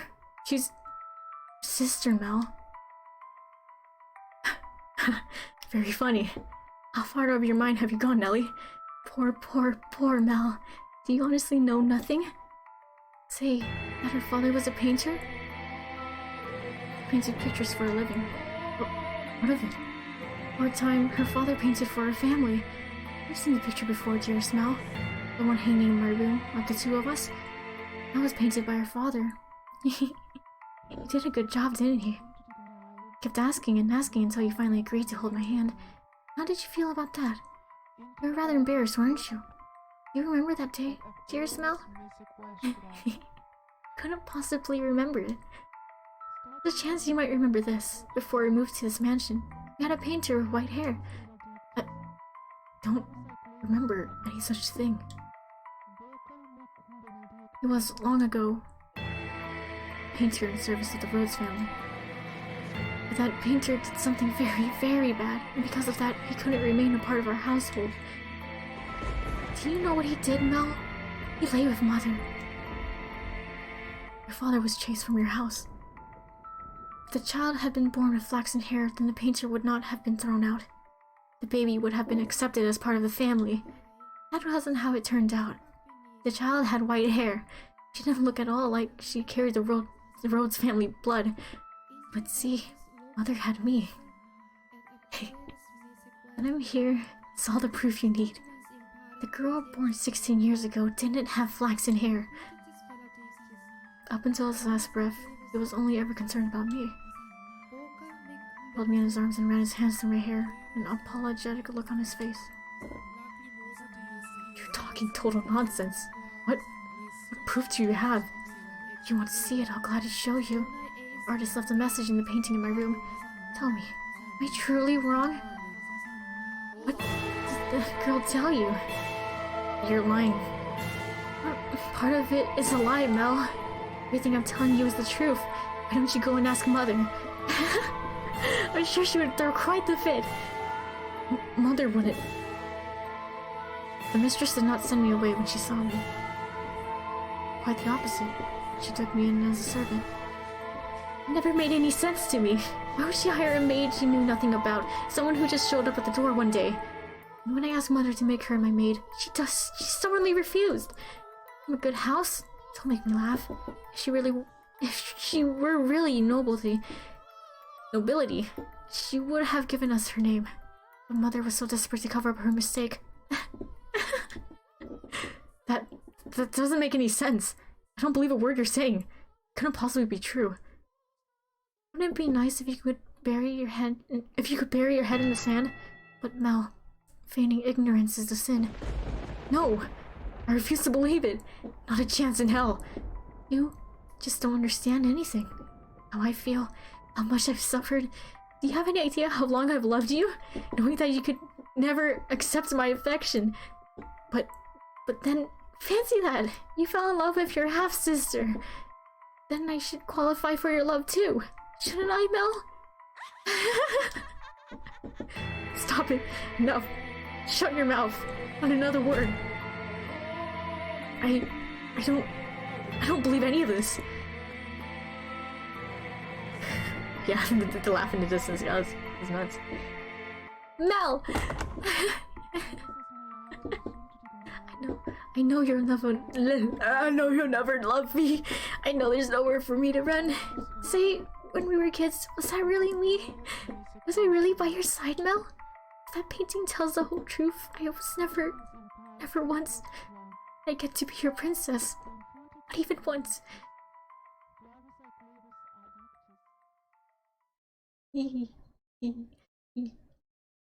Dearest Mel, everyone just loves to dote on me. They're always telling me how pretty I am. Mother does, father does, and all the maids do too. I can do anything I want. So for me, acting like a spoiled child is the only form of rebellion I have. I don't have the kind of freedom you do, Mel. I'm just a doll for the family to play with. When I have visitors, it's only ever for show. So it's not my fault that I don't have friends. Dearest Mel, you're the only one who's ever cared about me more than anything in the world. Dearest Mel, I always knew how I would react if you fell in love. I would cry my eyes out. I would envy her to death. I would get angry as a bull. But eventually, I would have given up. I knew I could never have it my way after all. That my feelings would never bear fruit. So why did she have to be your sister? Tell me, why?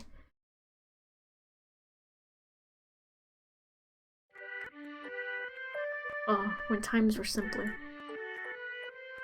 Oh dear, Mel, here you are again reading such hard books. Your eyes will go bad if you spend too long staring at pages.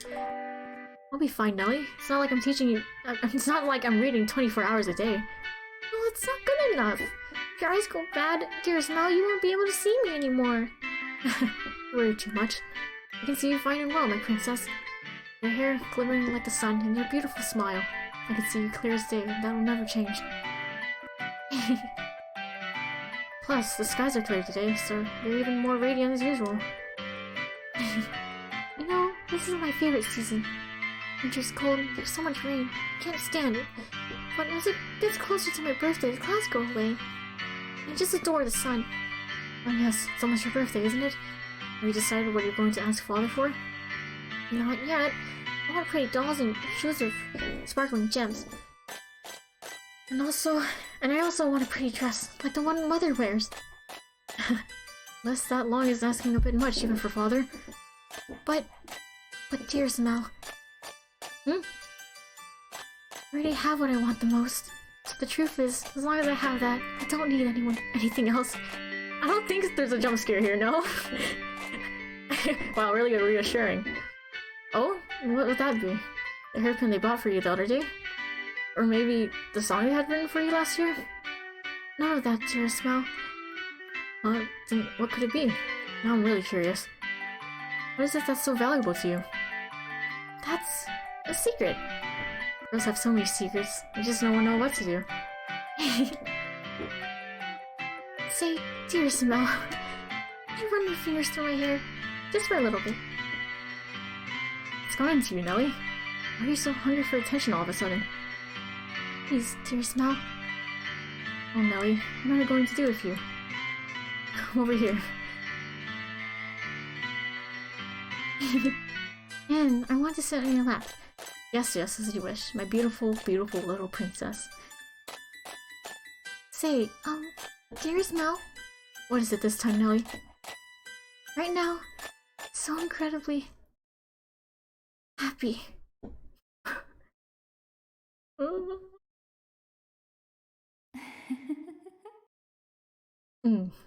That giggle.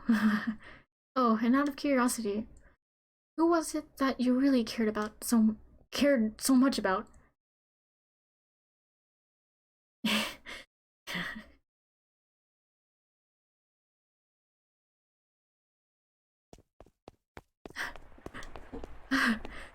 In a fever frenzy, Mel fled from the mansion. Even in early summer, the night was cold. To make matters worse, raindrops pelted him from head to toe. But that caused him little discomfort, for a far greater maelstrom of pain rampaged within his breast. At night, the town took on a different appearance, not simply for lack of illumination, but the people active within it as well. It was not a suitable place for a young aristocratic man to go wandering unattended. The darkness is not only the abode of devils, but of beggars, thieves, criminals, and all manner of things undesirable. But despite that, he continued to run, knowing not where he was to head. He simply went where his feet took him, and where he arrived was the church. Father! Father! God should be able to offer me counsel, to answer all my questions. About that painting, about her, about Nelly's feelings, not her lies, but the truth. Please, open the door. Open the door! As you might expect, the door was locked, and the priest showed no sign of responding to his calls. The sound of the pouring rain drowned out everything else. His head drooped feebly. He looked like a helpless little calf who had wandered alone onto a dark, precarious mountain path with no end in sight. Why? Why won't anyone tell me the truth? All I want is for someone to tell me it's not true. Have I sinned? No, I didn't know anything. I didn't know. No. None of it's true. So I haven't done anything wrong. I'm not at fault, am I? Nevertheless, his sister's claims and her laughs continued to echo within his head. If he truly believed it to be false, he would have gone to look at the painting. That he could not was an indication that uncertainty had a stronger grip on him. Fragments and images of a white-haired painter fluttered through the back of his mind, but he desperately shoved them aside. What good is the church? What good is theology? What good is God? Something moved near the boy. He stood immediately behind him and grasped his light dressing gown. He had been so consumed in his own world that he had not noticed the person's presence until they were close enough to touch him. What? Who are you? Standing there was a beggar dressed in tattered rags. Still begging at the church? The hooded beggar tentatively extended his hand toward Mel, pleading for relief with sad, slender fingers. Were he a generous young man, Mel would have given the beggar something. Were he generous, of course. Or... Get your filthy hands off me! Don't have a damn thing to give you right now. Don't you dare touch me. Suddenly, the beggar's head turned upward. My eyes catch the beggar's. Her hood fell back, revealing a hairless head. What? And a pair of red eyes gazing bitterly, though with a familiar, distinctive glimmer, at Mel. Red eyes. She immediately covered her face and turned to run. It can't be. The beggar that's always been here was a... But you said yourself that they would not survive much longer. How could you be certain she was the same beggar? Wait for me! Perhaps as someone of such high social standing, all beggars appeared the same to you? Or perhaps you wanted to believe your meager generosity made a difference, that you did something of value. I will not say it is wrong to think so. Wait for me! I chase after the fleeing girl. Though I shout for her to stop, she continues to run. The rain is so heavy, I'm afraid I might lose her. I'm terrified. But I didn't do anything wrong, did I? I'm begging you, please stop. I just want to talk. She comes to a stop at a corner. Please do not go around this corner. It's you, isn't it? I'm sorry. Why are you apologizing?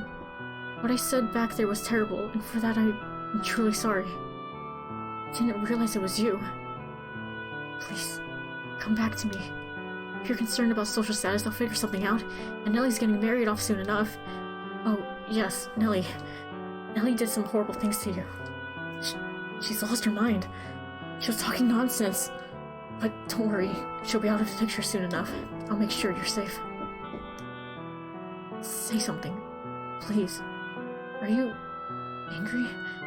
You're angry, aren't you? I'm not.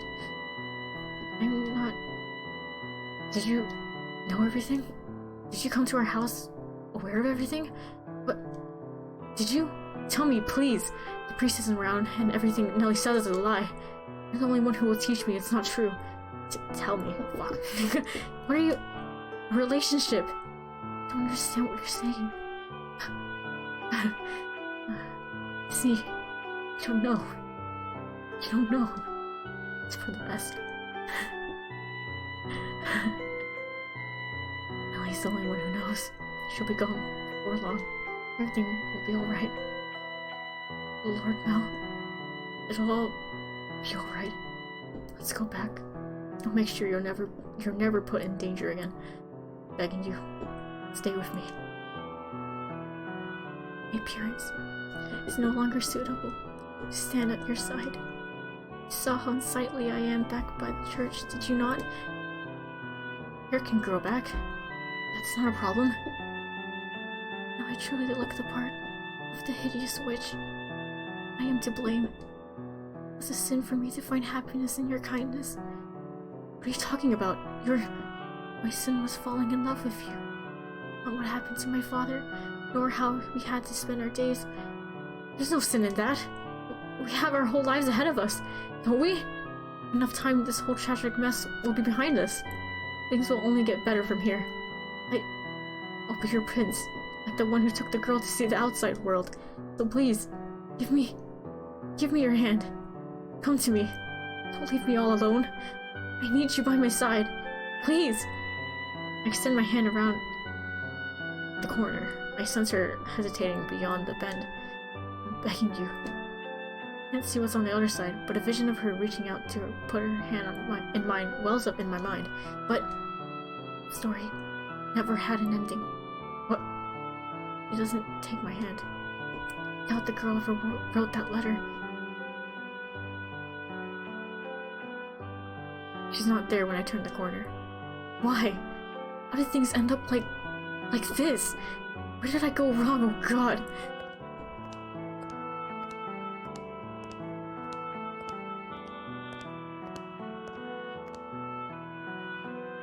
Your error was likely your kindness, thoughtlessly haphazardly spreading your generosity.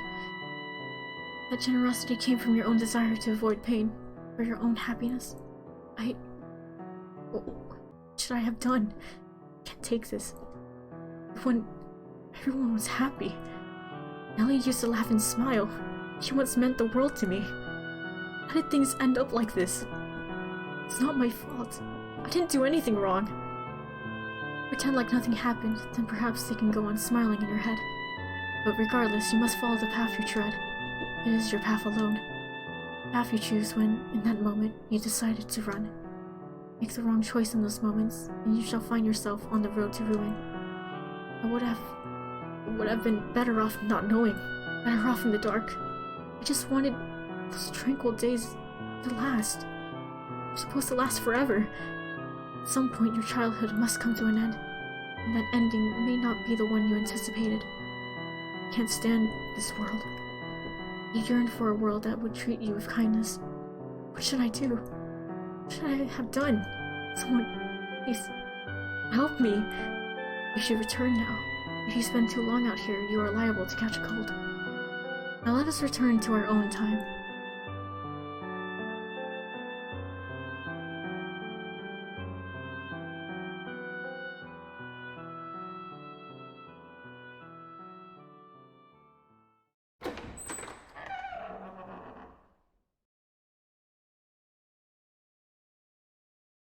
That was a banger.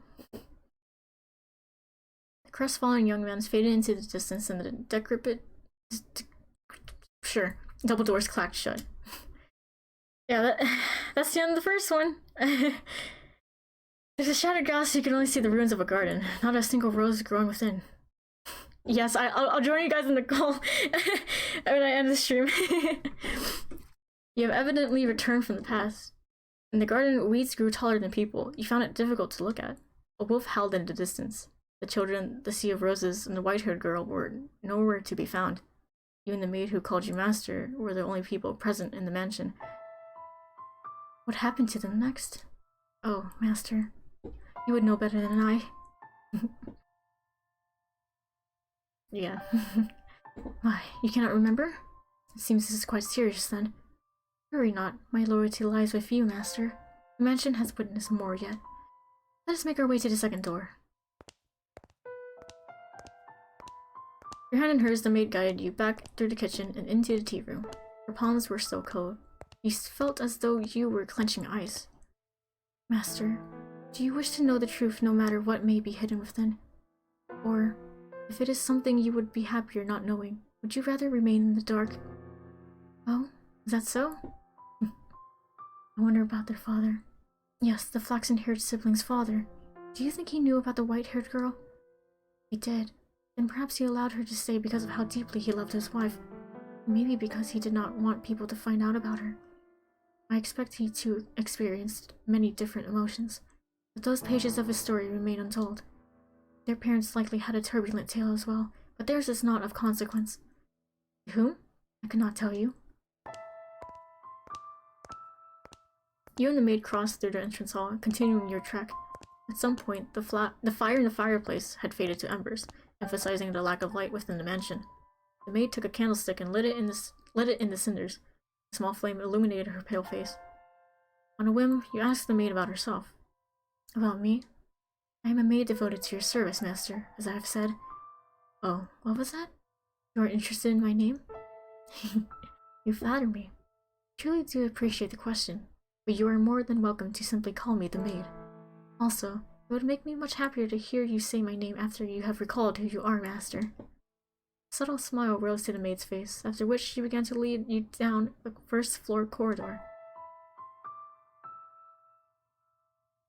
Still holding the maid's hand, you passed in front of a full-length mirror. In it reflected the warm light of the candle, which disappeared out of range shortly thereafter. Oh my, is something the matter? Did you come across something peculiar?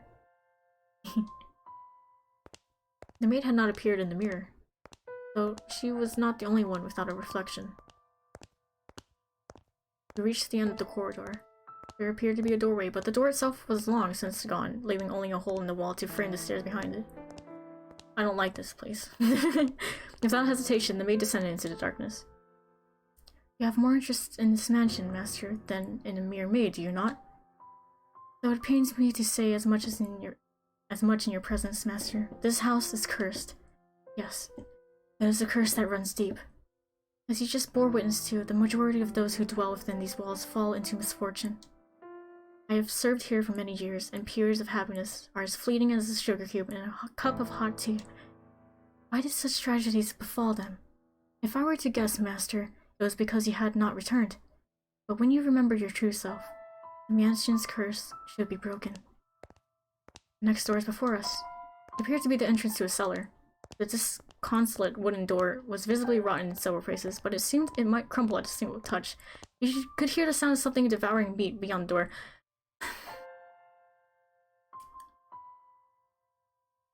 And this is where we end. Frankly, I do not like this door. But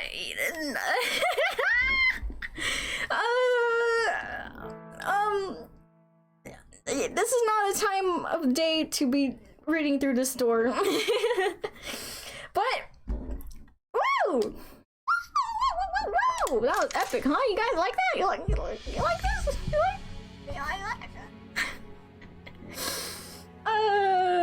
I didn't expect I would read the whole first door, but it's just like, can't really stop reading it at some point. But, whew! Epic! So, I don't know, maybe I'll find time tomorrow to stream this again. Maybe during the day. But, I'm glad you guys enjoyed watching this, and I hope people who are watching the VOD also enjoy. I am a good host? Oh, that's epic. I'm just reading. I don't stream often, so